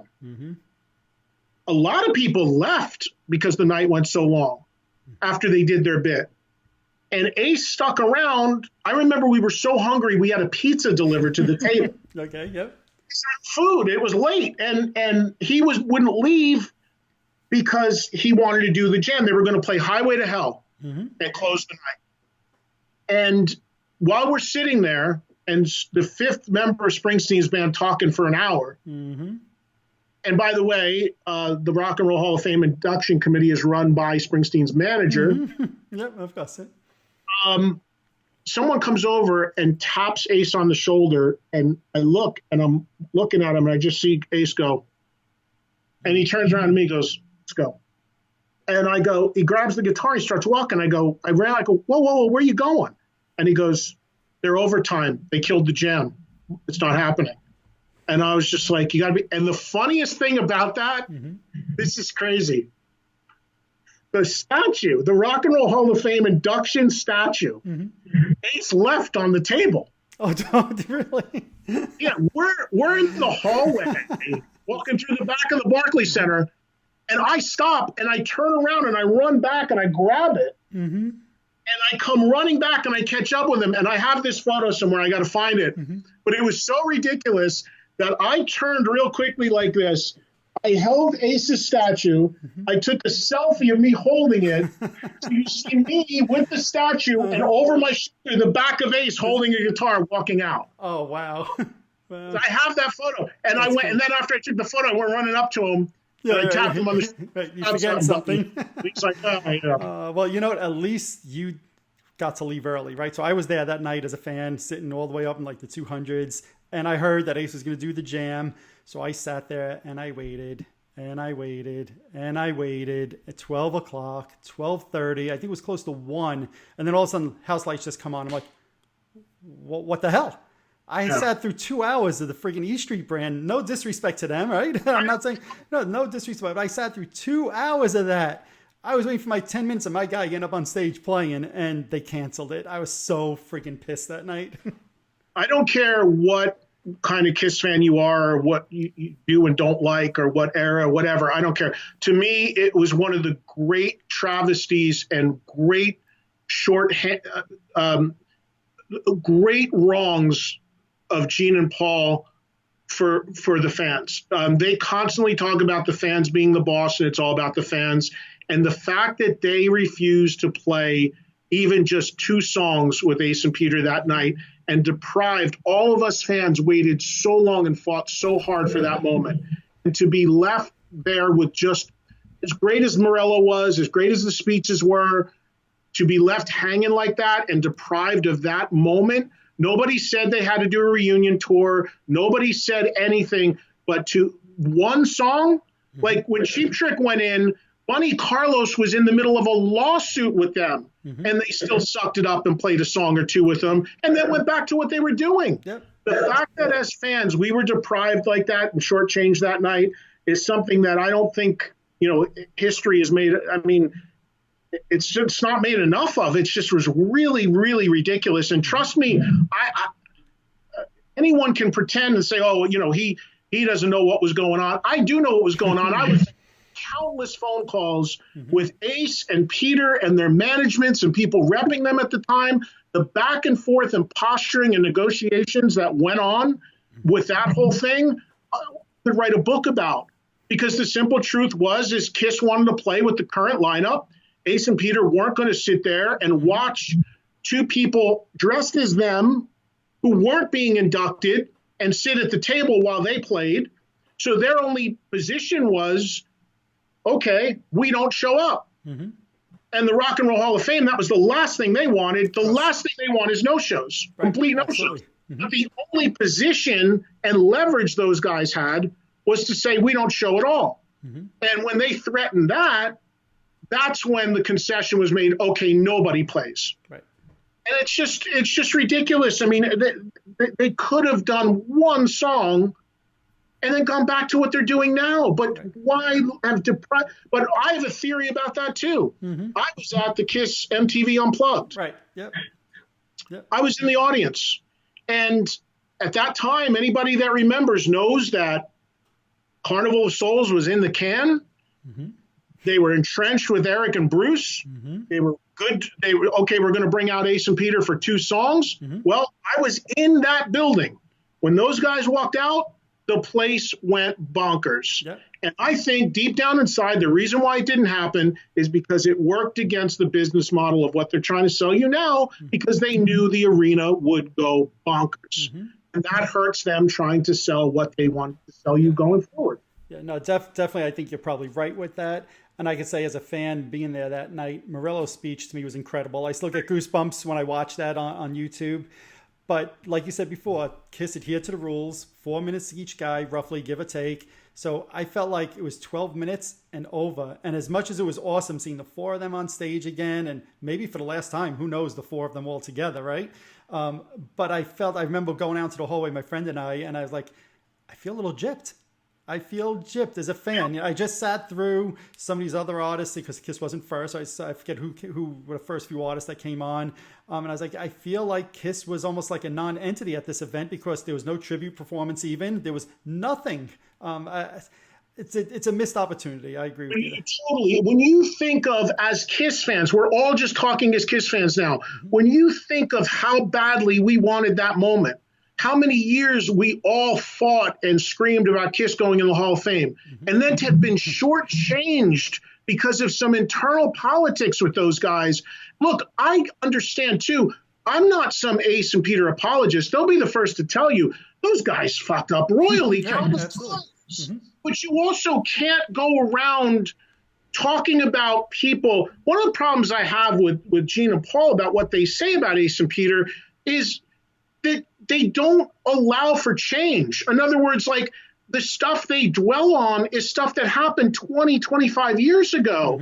Let's talk about the people they are now. Give them credit for being sober all these years and being changed people. So I understand like the gun shy of like, oh, these guys aren't going to show up. They're going to fall down. They're going to be loaded, whatever. Trust me, I don't blame them. They probably, I got stories too with those guys. But to do one song or two, they'd all had made major changes in their lives to not celebrate that moment. And you're right, man. You blinked and you missed it. We got nothing. We got a little speed. I got to tell you, Mike, when they did it, when they went up, all the BS, like, because again, in my heart, I am always a Kiss fan no matter what. And I don't care how many times, how well I know some of the guys.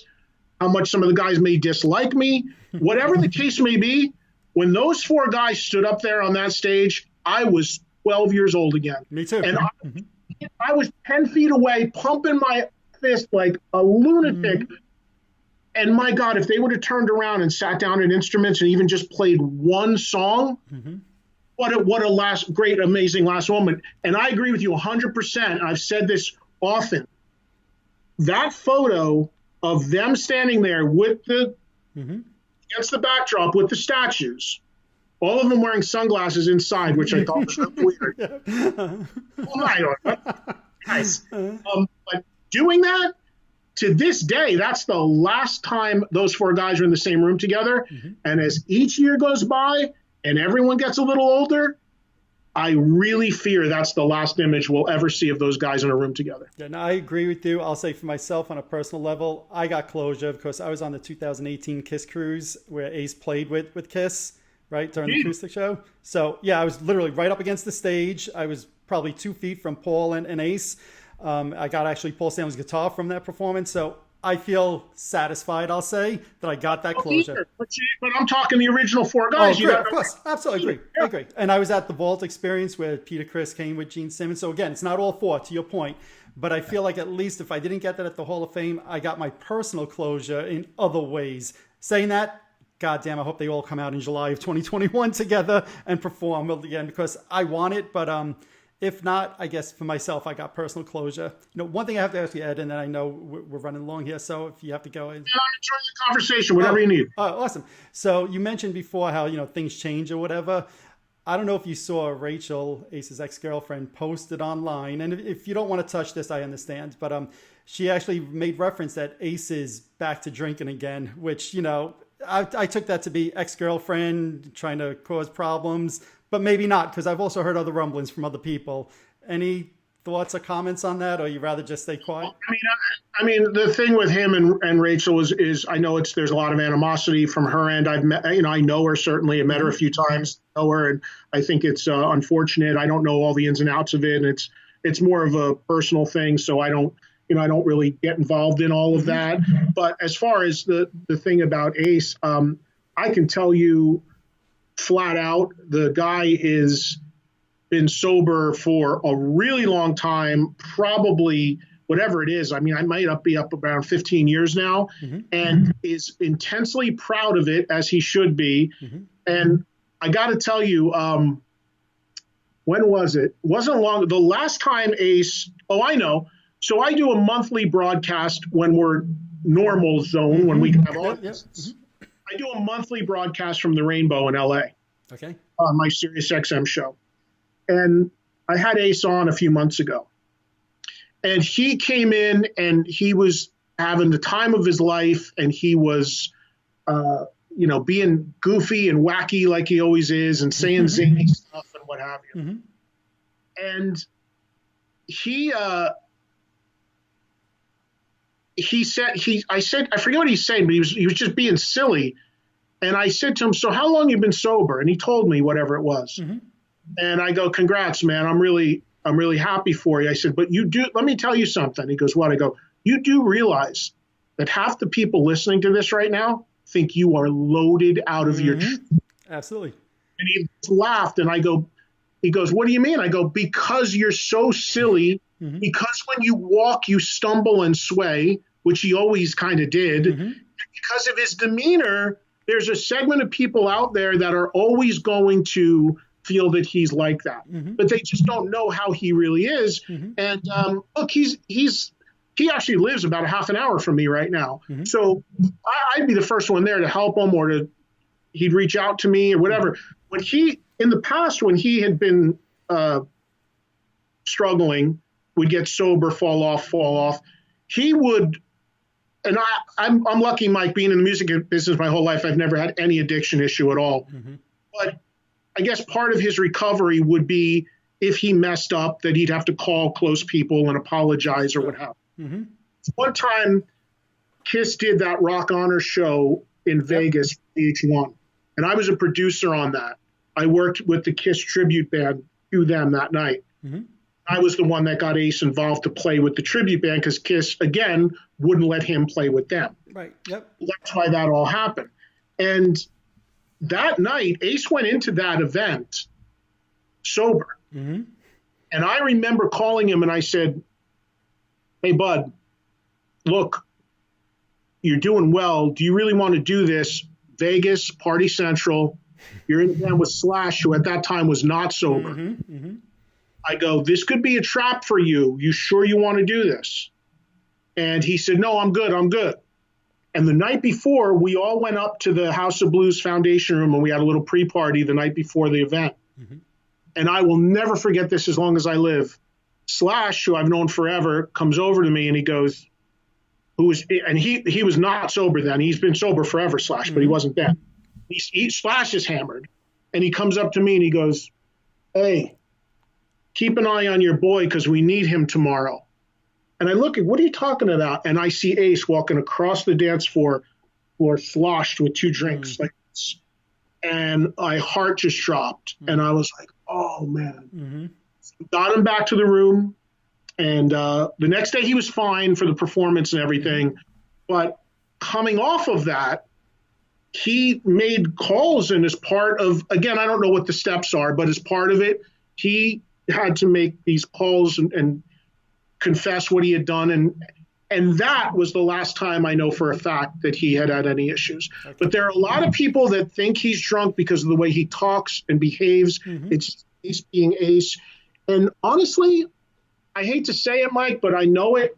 There are some people that are rooting for his downfall. Of course. Yep. Whenever you're that popular or whenever again, there's this segment of Kiss fans that unfortunately they're so beholden to Gene and Paul that I think they feel like, whether posting nonsense and taking out of context that I or someone else say, or floating out there that Ace is drunk again, they think that it's going to get them closer to those guys or something. I don't know what the mentality is, but I see it all the time. And there's people that are rooting for him to fall because it will play into the narrative of what they want to perpetuate. Right. But he's been great, and he's intensely proud of being sober, and he should be.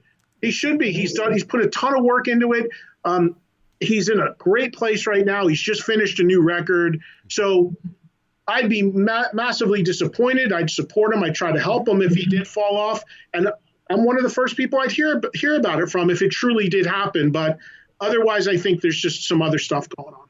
No, that's great. And look, you said it before perfectly. All 4 of them were awesome. All 4 of them had their warts, right? So to me, this is what I say to Kiss fans. If you don't like the Tommy Eric thing, you blame, like you said before, blame Paul Stanley, blame Gene Simmons. They're the ones calling the shots.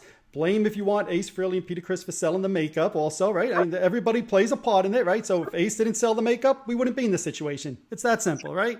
No, but what I say about that is there's also, even though that's the case, that doesn't mean, here's me playing devil's advocate on that. Yeah. That still doesn't mean they have to do that. That means that they can go and sell images all they want with it, but it doesn't mean you have to put somebody out there doing that. I've said all the time, think about this, right? I loved the Vinnie Vincent character. I loved Eric Carr. I think it's utter nonsense when people say, well, there's no other characters they could have done. Come on. That's lunacy. But here's the thing, I think about all the time. Gene, and by the way, Gene has no issue. Gene would love to discuss all this with me. He just can't rock the boat, I think. Mm-hmm. But the thing is this. Think about this with Gene, consummate businessman. Look at the missed opportunity here. He had the opportunity to create 2 more characters that you could have merchandised. That's true. And he dropped the merchandising opportunity. Mm-hmm. So, it's just kind of ironic in that regard. But again, the thing with Tommy and Eric, that I've said all the time, is it would be ridiculous for me to blame them personally for what they're doing, because if they didn't do it, they just hired 2 other musicians to do it. Mm-hmm. It's not their fault. Yep. I can't stress enough, I have no personal ill will or animosity against those guys. I kind of miss talking to him, especially Eric, because Eric is a super opinionated guy if you get him one. Mm-hmm. He loved to dish, but absolutely. Obviously these guys got to keep their gigs. I get it. Mm-hmm. But wonderful musicians. They're really nice people and, super talented, and they do a great job with the hand that they're dealt. I have it's just so silly what has become of this, but people only cherry pick the things they want, and it is what it is. Absolutely. Have you heard anything about Eddie Van Halen at all by any chance? Obviously, there was the rumors last year that they were going to reunite, and that fell through. Nothing? I was in LA last month, and I go to LA every month for Sirius XM, and I was at an Alter Bridge show, and standing right next to me was Wolfgang Van Halen. Okay. And I've met him a few times because he's friends with Mark Tremonti from Alter Bridge. And Mark said, "Hey, Wolfie?" And I turned and I said, "Oh." So shook his hand, said hello. We talked for a couple minutes because he's got a record coming out. And I really, really, really wanted to be like, "So what's up with that?" But I just didn't. We were in a big mixed group, and I didn't want to blindside him. I just didn't feel it was cool. Look, if you're doing an interview and it's on the record, that's one thing. That's an environment for that. Hanging out with a bunch of people, mixed company, that a guy that I really don't know that well, to put him against the wall wouldn't have been cool. Yeah. So we just made small talk about his record, and we watched a little of the show together, actually. And then afterwards, we DM'd on Twitter a couple times. He's a really nice guy. I've met him a few times. And, I just don't know. There was a lot of news made by Michael Anthony on my show when he said, well, the reason why we've got this downtime a year ago or whatever is because I'm supposed to be doing Van Halen right now. Yeah. So that became a big story. And Michael's one of my favorite people in the world. But I got to tell you, man, as a giant Van Halen fan, it's just baffling. One minute you hear really like that Eddie's not good and his health is bad, and then the next minute you see a picture of him at a Tool concert. Yep. Exactly. Yep, exactly. I just don't understand. The one thing, like, everybody's entitled to their privacy, and if he doesn't want to work anymore, that's fine. Of course. What he's given us is he's earned that right, as I would say. He's earned that right to do what he wants. Untouchable. Right. But the thing about it is, what I don't understand is the cloak of secrecy. Yep. Like, why not just say, I'm well, I'm not well, I'm not going to be a musician anymore, I'm retired, it's just floating out there, just nobody knows what's really happening. And that's when you start getting the TMZ stuff and all these things where people are sort of like, questioning what's going on. So I hope he's okay. I've only met the man once. Those first 4 records are, to me, some of the American Led Zeppelin, basically. Absolutely. But I'd be lying if I told you I knew. Yeah, and look, to me, when it's all that secrecy, it makes me, I'll say, fear the worst and think that there must be something to it, because otherwise, why not just put out a quick statement that says, hey, I'm alive, I'm well, I'm enjoying my private life, and thank you, fans, and talk again in the future. And I had Gary Sharon on my radio show from the Monsters of Rock cruise recently, and Gary said he's been in touch with Eddie. Okay. And he said, I said, on the air, so I'm not saying anything record, on the air, I said to him, just answer me, is he okay? And Gary looked at me and goes, he's okay. All right. That's all I got from him. So that's good enough for me, because I make the case, if they don't want to go back with Sammy, the move is go get Gary. And okay. People go crazy about that, thinking Van Halen 3. Think about this. Gary's the only one of the 3 singers that will sing both eras. Right. He'll sing Sammy, he'll sing Dave. So Sammy can sing Dave, but doesn't like to. Gary can sing both equally. Right. It's the only guy you could get Van Halen back on the road with no drama and have both eras represented. Because whether you like the era with Sammy or not, you can't argue with the amount of hits and records sold that are just sitting there on the shelf doing nothing. Agreed. Talking about Eddie, I would say, and we were talking before about some of the videos people are doing online, and I don't know if you've seen the ones Bruce Kulick has done where he does like, hey, I'm going to show you 45 seconds. This is the start of No, No, No. I wish Eddie, if his health is good, would just get online. Hey, I'm going to just do Eruption. Play his thing. That's it, son. Yeah, just kind of, I think in this time, that would be awesome just to kind of see him come out, do a 2-minute video, and no tour. Look, I'd love the tour. I'd be there in a heartbeat. but just give us a little taste. Let us see it's okay, and just get that playing one more time. I'm with you, man. I'm with you 100%. It's just Van Halen and AC/DC are the two bands that outside of Kiss, Van Halen, AC/DC, Kiss are the three bands that I, on a daily basis, field the most questions about, whether it's calls to my radio show, whether it's emails, whatever. Kiss, we all know what they're doing, and then that goes into the debate of final show, what they're doing now. Is it good? Is it not good? So we all know what's going on with Kiss. But with Van Halen and AC/DC, it's nothing but rumor and speculation, and every day is a different story. Absolutely. From the 80s, to me, if I think of like the other end of the spectrum, the bands that don't get their just due, Tesla, Kicks, two bands I love from the 80s. That just, to me, I mean, they're both at best club bands, I'll say, maybe third on a bill. To me, some of the most underrated bands of the 80s. Who would be your underrated bands of the 80s, I'll say? Well, Tesla has always been one of my favorite bands of the 80s. I see both bands all the time because we're on a lot of the same gigs together that I host, including the cruises and all that. But both great bands, both great at still what they do. Kicks is still all original, which is crazy. Not the bass player. That's right. I'm sorry. 4 out of 5. That's right. Donnie's not there, so obviously Mark is there. And Tesla's 4 out of 5 original. So that's. I mean, look, you picked two great ones. I mean, I love both of those bands. But as far as bands from the 80s that never maybe went the distance or maybe made it, I love Blue Murder. I wish John Sykes was doing stuff. I know John. I love him. It's one of my favorite guitar players, but that's a mystery. But I wish Blue Murder would have hung in there longer. I love a band called Icon, who I actually signed to Megaforce when I was there for a third record, but I actually love their first 2 records even more. So I'm talking about deep bands that never made it. When you're talking Tesla Kicks, they had their moment. Yeah, of course, absolutely.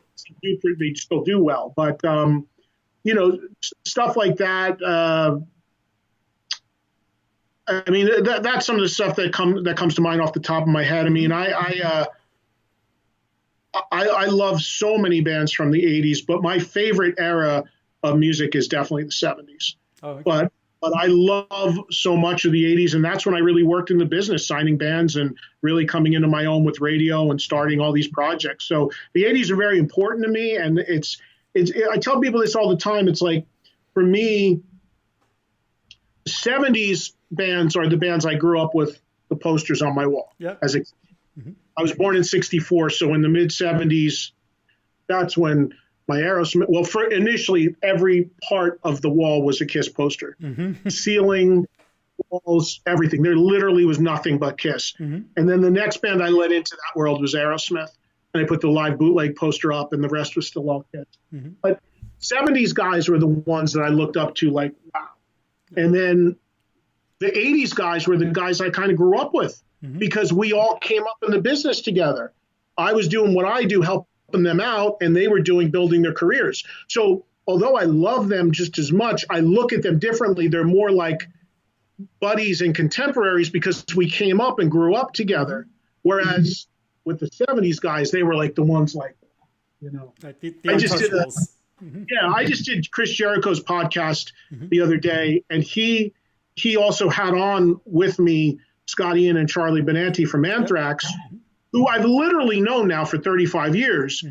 And we went down memory lane, and it was just like, man, remember waiting outside of Sam Ash on 48th Street because we heard that Paul Stanley was in there, and all these like memories. And it's like, so like that world, the guys in Overkill and all that, like we grew up together. Overkill used to put their demo in my mother's mailbox trying to get them to play it. So it's a different perspective, whereas like Kiss and Aerosmith and Sabbath and Van Halen at AC/DC, it's like, wow. Well, think about where we started this conversation was 1984, you being a fan, going to see Peter Criss with 20 people, your mother right into Kiss because you missed the show, right? To where you are now. So I could totally understand why you would say 70s is your era, because that was your teenage years and listening to those bands, the Aerosmiths, the Van Halens, the Black Sabbaths. I could totally understand that. Yeah, it's very impactful stuff to me. It still is. And I love, oh my God, tons of stuff in the 80s. I can name a million bands I love, but and going forward too. I mean, I think right now we're at a time where there's some great new young rock bands that I'm really championing and really excited about. I just don't know if people care about music enough the way it was when I was a kid. I mean, I hate to sound like an old man here, but I am 55 years old. I mean, I tell people all the time, I grew up working in a record store. Mm-hmm. There was a time people lined up and waited for the store to open to buy the record. Mm-hmm. There's a time you lined up to, the people in the front rows were not the people with the most money who bought VIPs. They were the people who got there and slept overnight for the ticket. Yep. So the whole mechanism of the passion and connection people have with music is very different now. So my concern is I don't even know if people have enough of a value and a connection to music like they did to create these icons we're talking about today. Yeah, and it's funny that you say that because I mentioned before I have a 21-year-old daughter. So, and she's into rock music. She's into all types of music, but she's into rock music also. So I kind of, it's like have my finger on the pulse of what's going on with that generation. And I say to her all the time, you kind of quote the Gene Simmons thing, rock is dead. I said, I understand what he's saying. What he's saying there, in my opinion, is those big superstars that you had in the 50s, the 60s, 70s, 80s, even the 90s, that doesn't exist today. Yes, the Foo Fighters are still huge. They can sell out stadiums. They started in 1995. They're a classic rock bands pretty much, So, and that's great. If AC/DC comes back, they're going to sell out stadiums. They're a classic rock band. Guns N' Roses, classic rock. Motley Crue, classic rock. Show me the current band. And, we mentioned My Chemical Romance before. Even they started 20 years ago. For crying out loud, they're coming up almost on classic rock territory. Show me the band today. I saw them open for Bon Jovi when the Prudential Center in Newark opened. Yep. And I'm not a huge fan of theirs. It's a little outside of my world as far as music. But that night, I thought they wiped the floor with Bon Jovi. Yeah. Because they came out with a ton of energy. And I thought that it was like a 4-night stand. But I thought John mailed it in a little that night. But, going back to that era about the 80s, I'll tell you the one band that I was that of the 80s hard rock acts, my two favorites would probably be Tesla and Skid Row. Mm-hmm. And Skid Row, I think that's a band that really, there was a lot of unfinished business left on the table.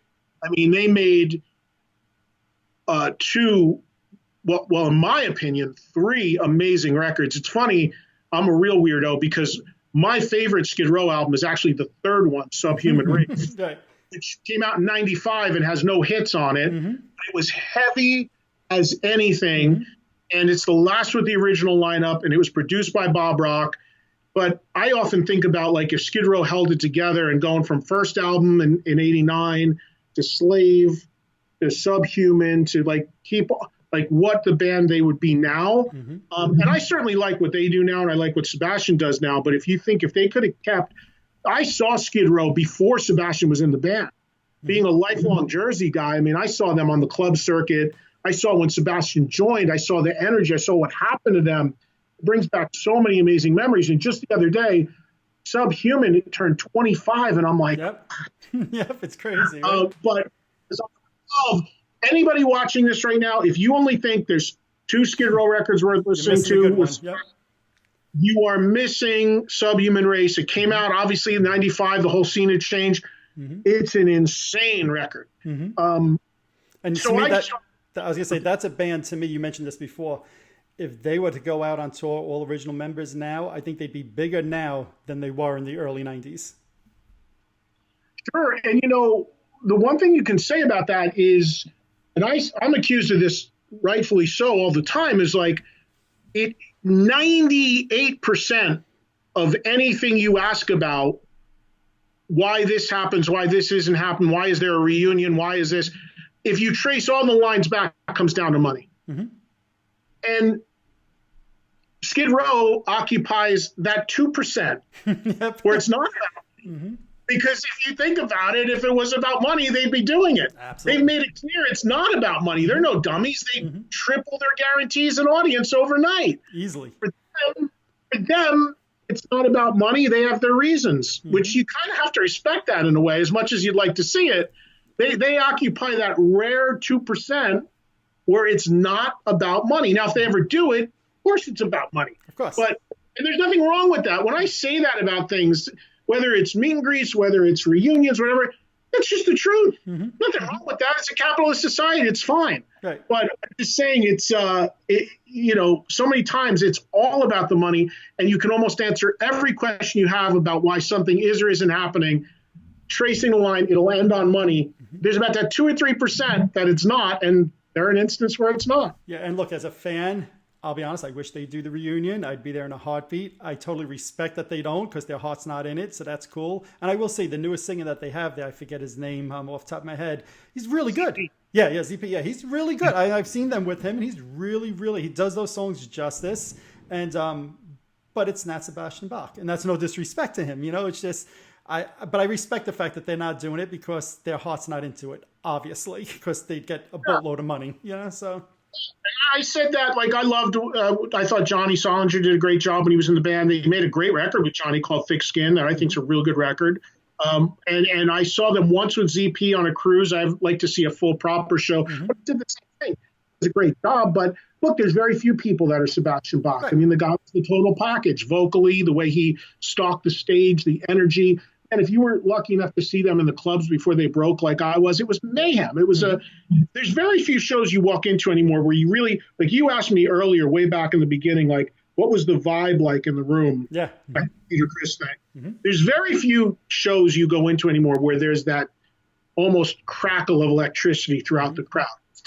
You don't get that as often. Mm-hmm. But man, when I used to go see Skid Row, there used to be a place in Newark called Studio One. Yep. It's out there. You could go in there and shoulder to shoulder, and there's this new young kid, Sebastian, singing, and limos parked out front bidding to sign them.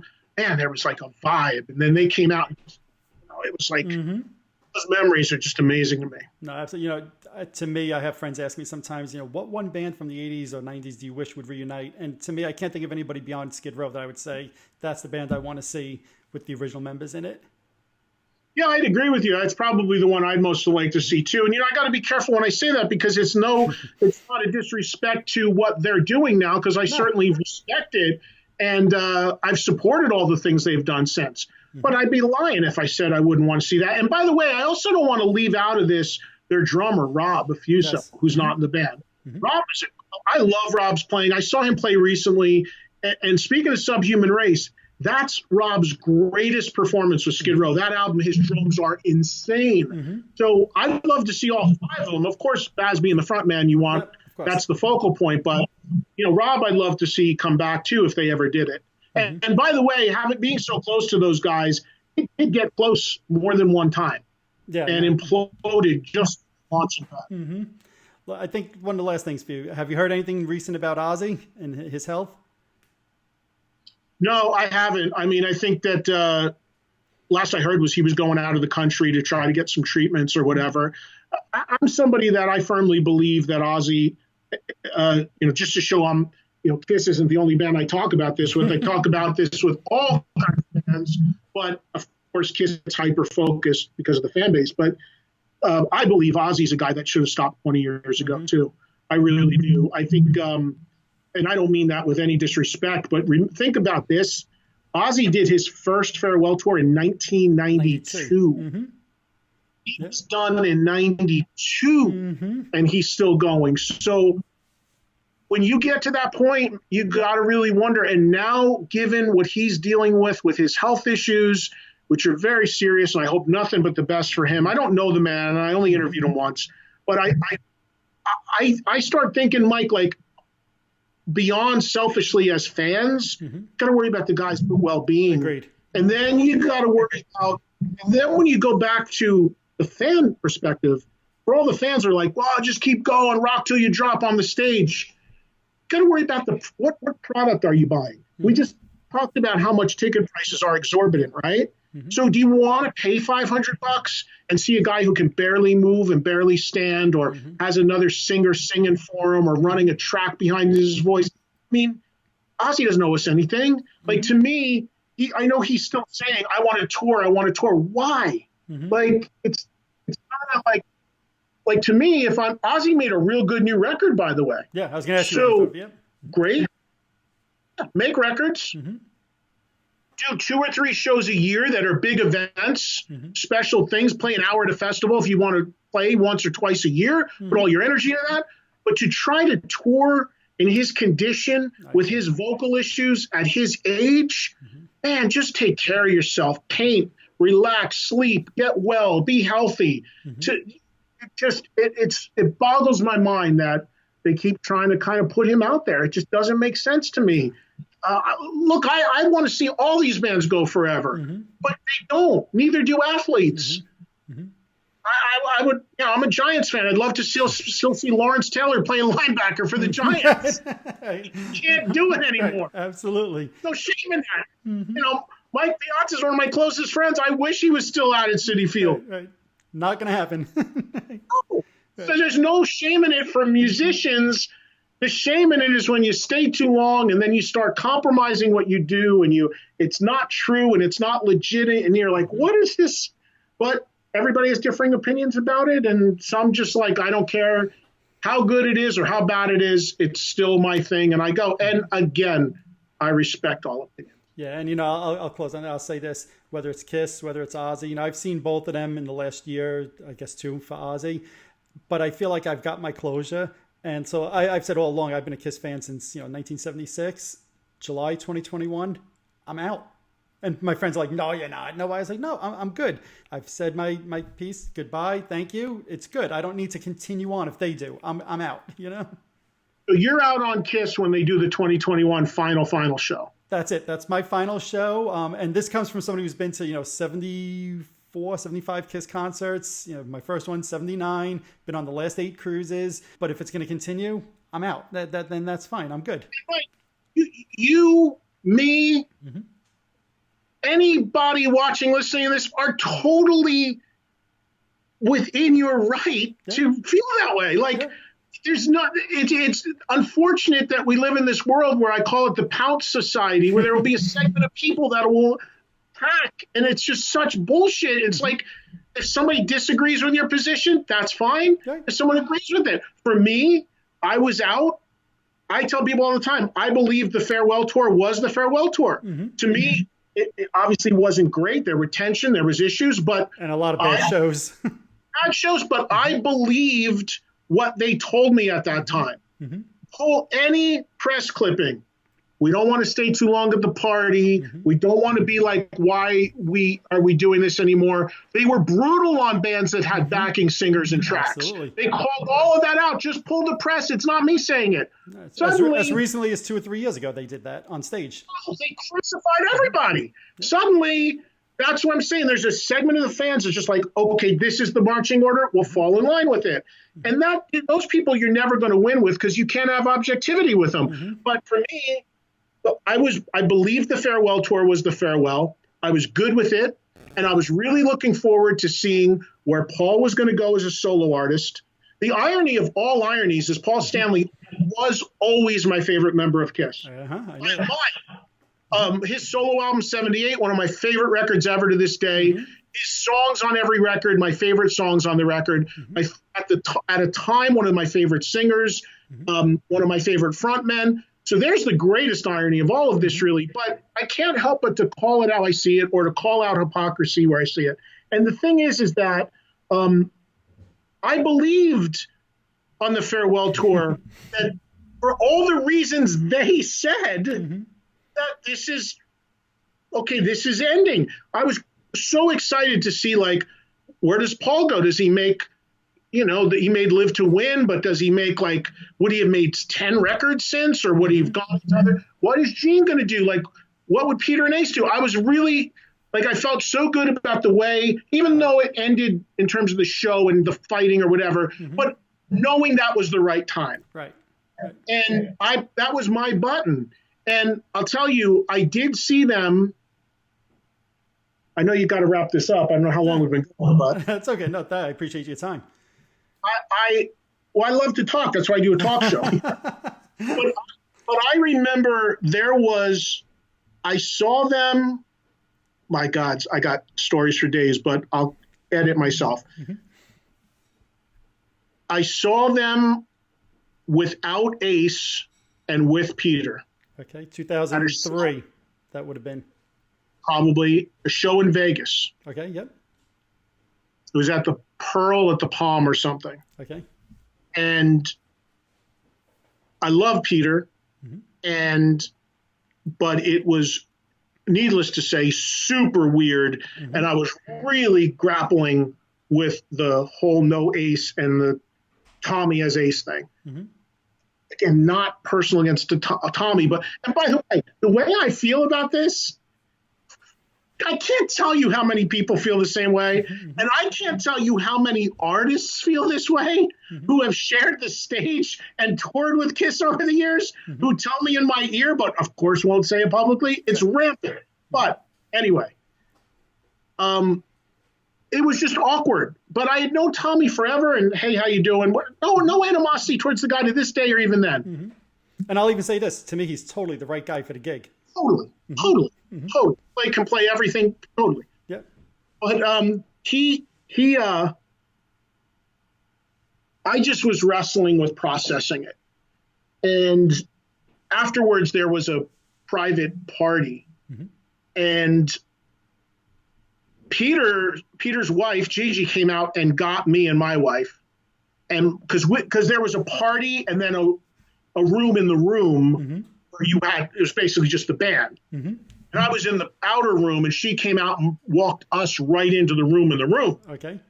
And I sat down at the table with literally Gene and Paul and Tommy and Peter. And man, it was a weird vibe, not from but from actually Peter. Like, I'll never forget this as long as I live. Peter was vocal about the fact that not only was Ace not there, but Tommy was as Ace. To the point that he said it like I couldn't believe it. Like, but Peter, anybody knows anything about Peter, and I love him to death, he wears it on his sleeve. Absolutely.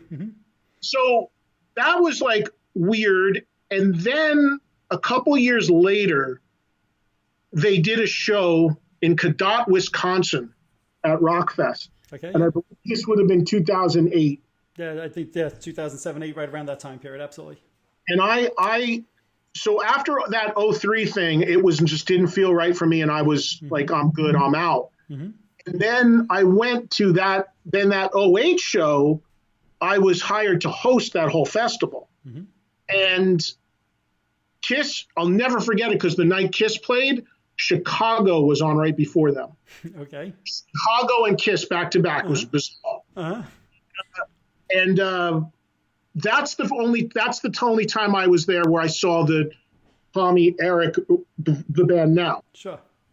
And beyond the visual and beyond what I was having such a problem with just watching this, was also the fact that I got bored. I just didn't feel like to me, there was a part of Kiss that had a tremendous amount of energy and, Paul moving and strutting and on his knees and windmilling and just the movement. When you watch the old videos, the movement, and I was just like, not only does this not feel right, but it's just not the same thing. And I swear to God, I left halfway through. It just didn't feel, and that was my last time seeing them. And I'm like, I'm good. So my button was really 2000 and these two scattered events. And that was, that was the end of it. And that's what touched off a long period of weirdness that, unfortunately still exists. But the one thing I'll say in this, man, is I'm confident, and I'll challenge anyone on this. No matter how I feel as a fan, I will always be a Kiss fan. And I supported that band like nobody else for decades. And what I mean by that is through the 80s, when they couldn't get arrested with stuff, you can ask their label reps. I was in radio. They came to me. I was there. When the Meadowland shows were soft, I was there giving tickets away, pushing it. When all of this, whatever was going on at the time, to this day, I do a show every weekend before Christmas in New York City on the #1 market radio station in the country in their hometown and play nothing but 3 hours of Kiss. So if I had any sort of bias or agenda against Kiss, I would never do any of that stuff. Right. It's just I will fight forever for the right to have an opinion. That's all it's about. Yeah, and to me, I agree with you 100%. And look, I told you I was on that side of the fence for a couple of years. I've come over, and I'm happy I did, because going on the cruises and seeing Kiss perform The Oath, Tomorrow and Tonight, I mean, I could die a happy guy. The only song they never played that I wish they would be is Tomorrow from Unmasked. It's one of my personal favorite songs. Cheesy pop, but I love it. You know, my daughter and I... This is a great power pop record. I love power pop. It's a great power pop record. I agree with you 100%. And on one of the cruises, my daughter and I actually, I'm going to say, wrote a song with Gene Simmons where my daughter wrote every lyric to the song. It's horrible. It's horrific. And I made every chord suggestion. I don't play guitar. I've got a few hanging up. I don't play. But I made the chord suggestions and Gene kind of wrote the song around it. And it's a 3-minute horrific song. Go back to 77 and 78. If you would have told me sitting on my floor, looking at the back of Alive 2, and that guy covered with blood, that one day my daughter would be up in front of him singing while we write a horrific song that's worse than anything he did in the 80s, you know, and we construct a song together for 2 hours, I would have said, you're out of your freaking mind. That's never going to happen with that guy over there spitting blood. But so I'm thankful I got those things, but I understand why it's not for everybody, and that's okay too. There's nothing wrong with that. Well, think about this, right? Think about if you would have told the kid whose first concert was Kiss in 77, that 9 years later, he would be signing the lead guitar player of Kiss yes. for solo deal. And that would start a relationship and friendship that continues to this day. Or that when Kiss went in the Rock and Roll Hall of Fame, Ace and Peter thought enough of me to have me at a seat, which is impossible to get, with them. Or you know, my wife once said something to me that it's not something I'm proud of and I wish wasn't the case, but it is kind of funny if you think about it. She said to me, if you really think about it, it is kind of almost weird that a guy you grew up worshiping knows you well enough to dislike you. That's hilarious, actually. That is not what I ever wanted to happen, just doing what I do and having an opinion, but that's in a weird sort of way. But she's just like, yeah, that doesn't happen for a lot of people. They reach a point in what you do in your career to become so well known that they know who you are and have enough of an issue. That's it. I was like, I guess that's not what I was looking for, but that's very so. One thing I find, and maybe this is wrong, Paul toured his last solo tour 2006, and weren't you the one that suggested he do 1,000,000 to 1 on that tour? Yeah, and look, when I tell stories like this, there are people, and I could feel it already, they'll be like, oh, you know, he's making stuff up, or he's, you know, he thinks he's at the center of everything. But these are things I swear on my children happened, and if people can't accept it, you know, one of my biggest peeves on the planet is people who accuse me or anyone for that matter in a public position of broadcast of being a name dropper. Because am I supposed to apologize that I've been in the business almost 40 years and I know people? Like, my job is to tell stories on the radio to people. Am I supposed to change the name because it might offend someone that I know? That's an aside, but that's mind-boggling when I hear that. But anyway, yeah, that story is interesting. So in how much time you got? I don't want to kill you, man. Go ahead. Yes, it's YouTube. We're all locked in, right? Yeah. You have to record a show after this, you said. I got to do a radio show for tomorrow, yeah. But I'll tell you this. So 06, I'm a VJ. Before that metal show, I was a VJ on VH1 Classic. That's how that metal show came about, because I was already working there. And I was pushing them to let me do my own show, and that's what that metal show became. But anyway, VH1, if you remember, put out the Kissology DVDs. They were branded with VH1 Classic. The logo's on there. Yep. Because they were the sponsoring, you know, they were the interesting story. The two guys that did the Kissology DVDs are, one of them is my program director on my show on Sirius XM on Volume right now. He worked at MTV back in the day, and his brother, Roger and Alex Coletti, his brother Alex, was the guy who did all the MTV Unplugs. So they were behind the initial Kissologies. And I was working as a host on VH1 Classic, and they came to, the first one had come out, and they said to me, we want you to go to LA, and we want to do a 1-hour interview special with Gene and Paul to promote Kissology. Basically almost going to be an infomercial, but as an interview for the first Kissology that they were putting out.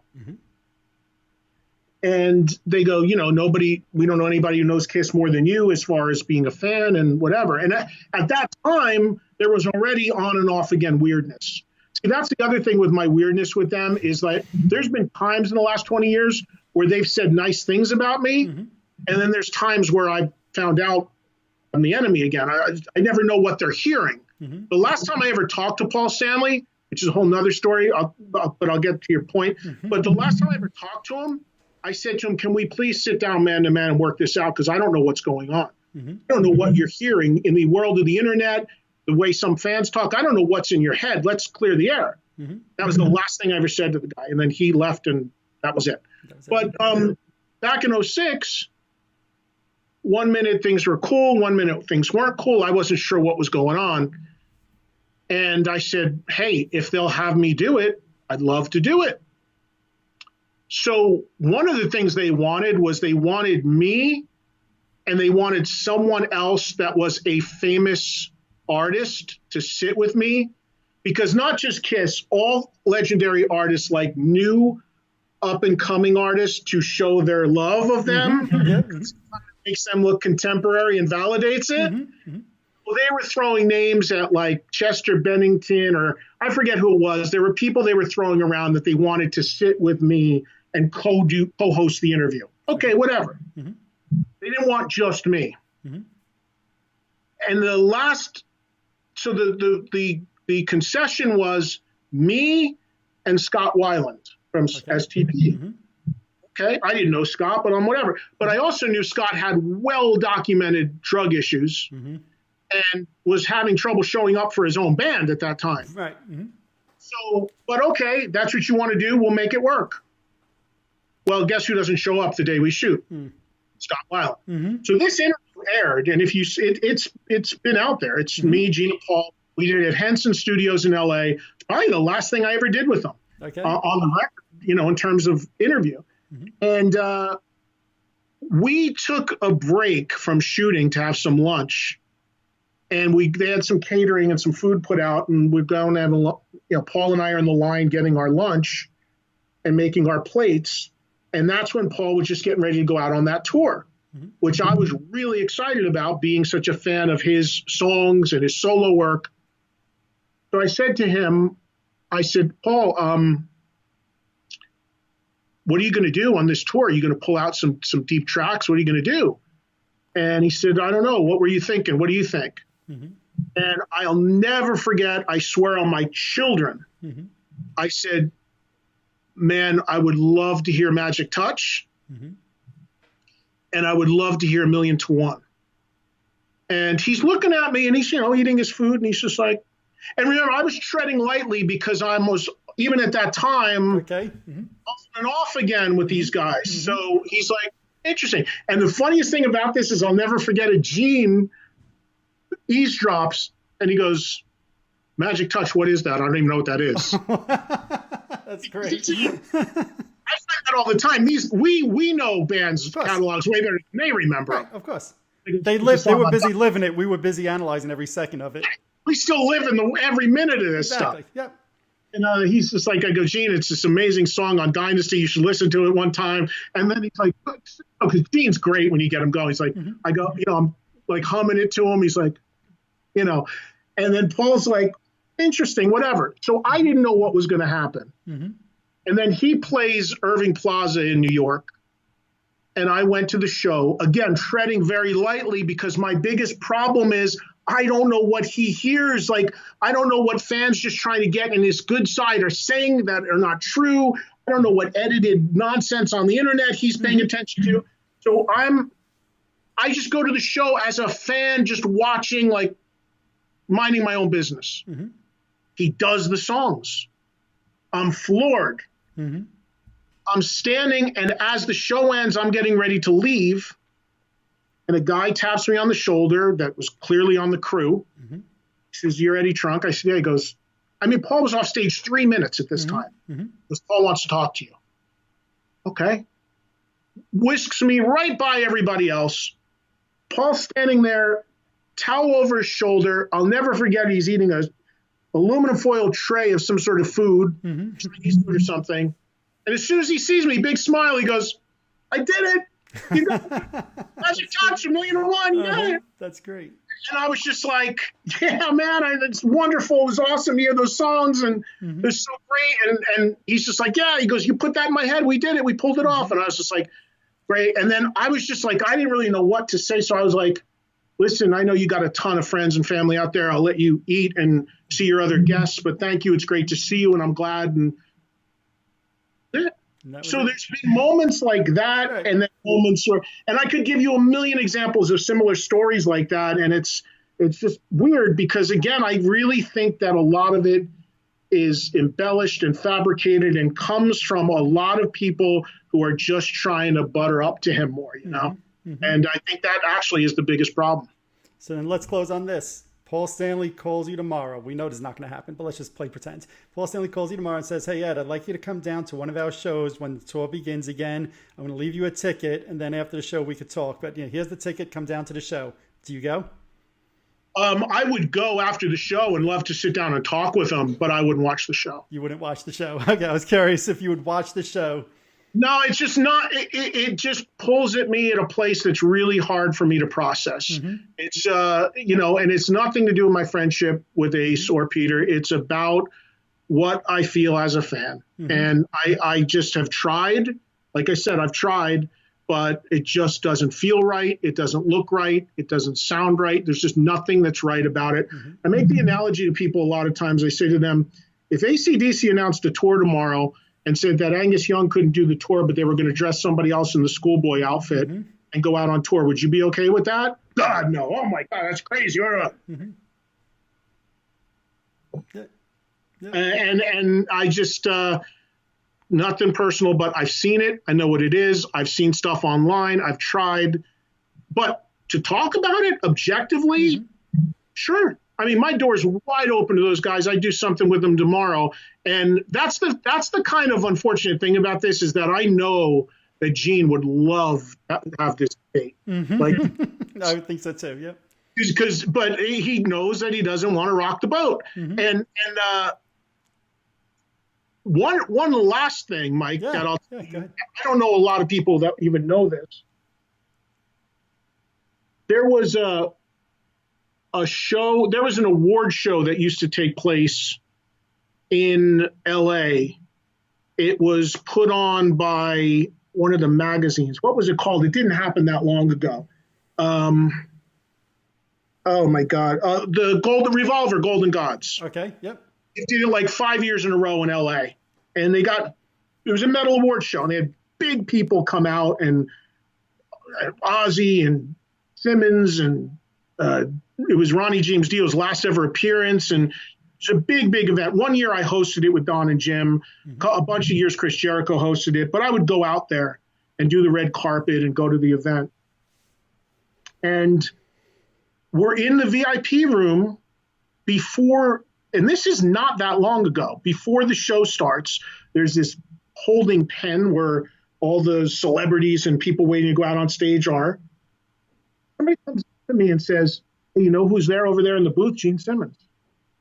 And I said, really? And I know, I mean, like I know these guys. So I was like, really? He's like, yeah. And I go, you going to talk to him? Because it was just like, what we're going to right. What's going to happen? Right. And I was like, I had no problem talking to Gene because I know Gene's a straight shooter too. Right.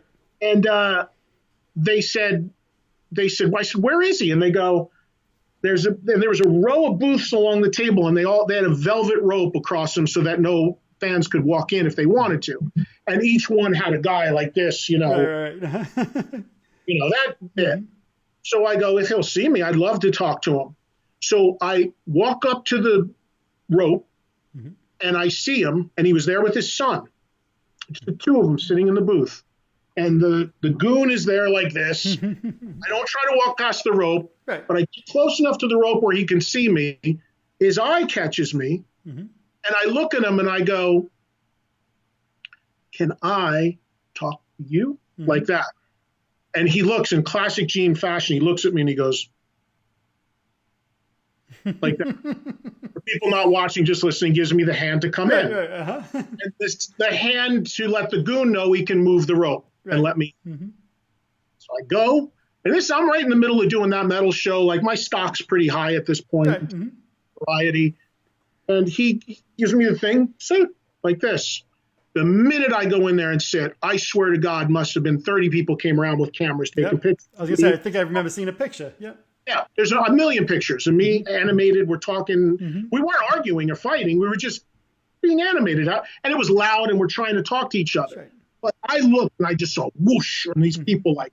And because, again, at that time, I was on a pretty famous TV show and music and all that. So it was like this. And a lot of people knew, like, oh, my God, the meeting of the, maybe this is a treaty or so, just nonsense. Right. So I remember saying to Gene, hey, man, I would love to have you on the show. And look, my world's fine without you coming on. Clearly, you don't need me. But, so I'm not, we're both doing fine. I said, but the fans would love to see you come on. And he kept saying, well, maybe one day I will.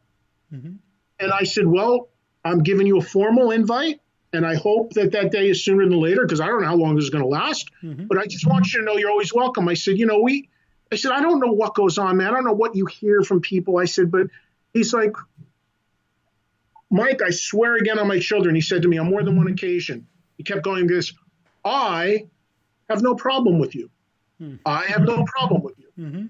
Introduced me to his son, the powerful and attractive and drunk, all this stuff that he's usual shtick, right?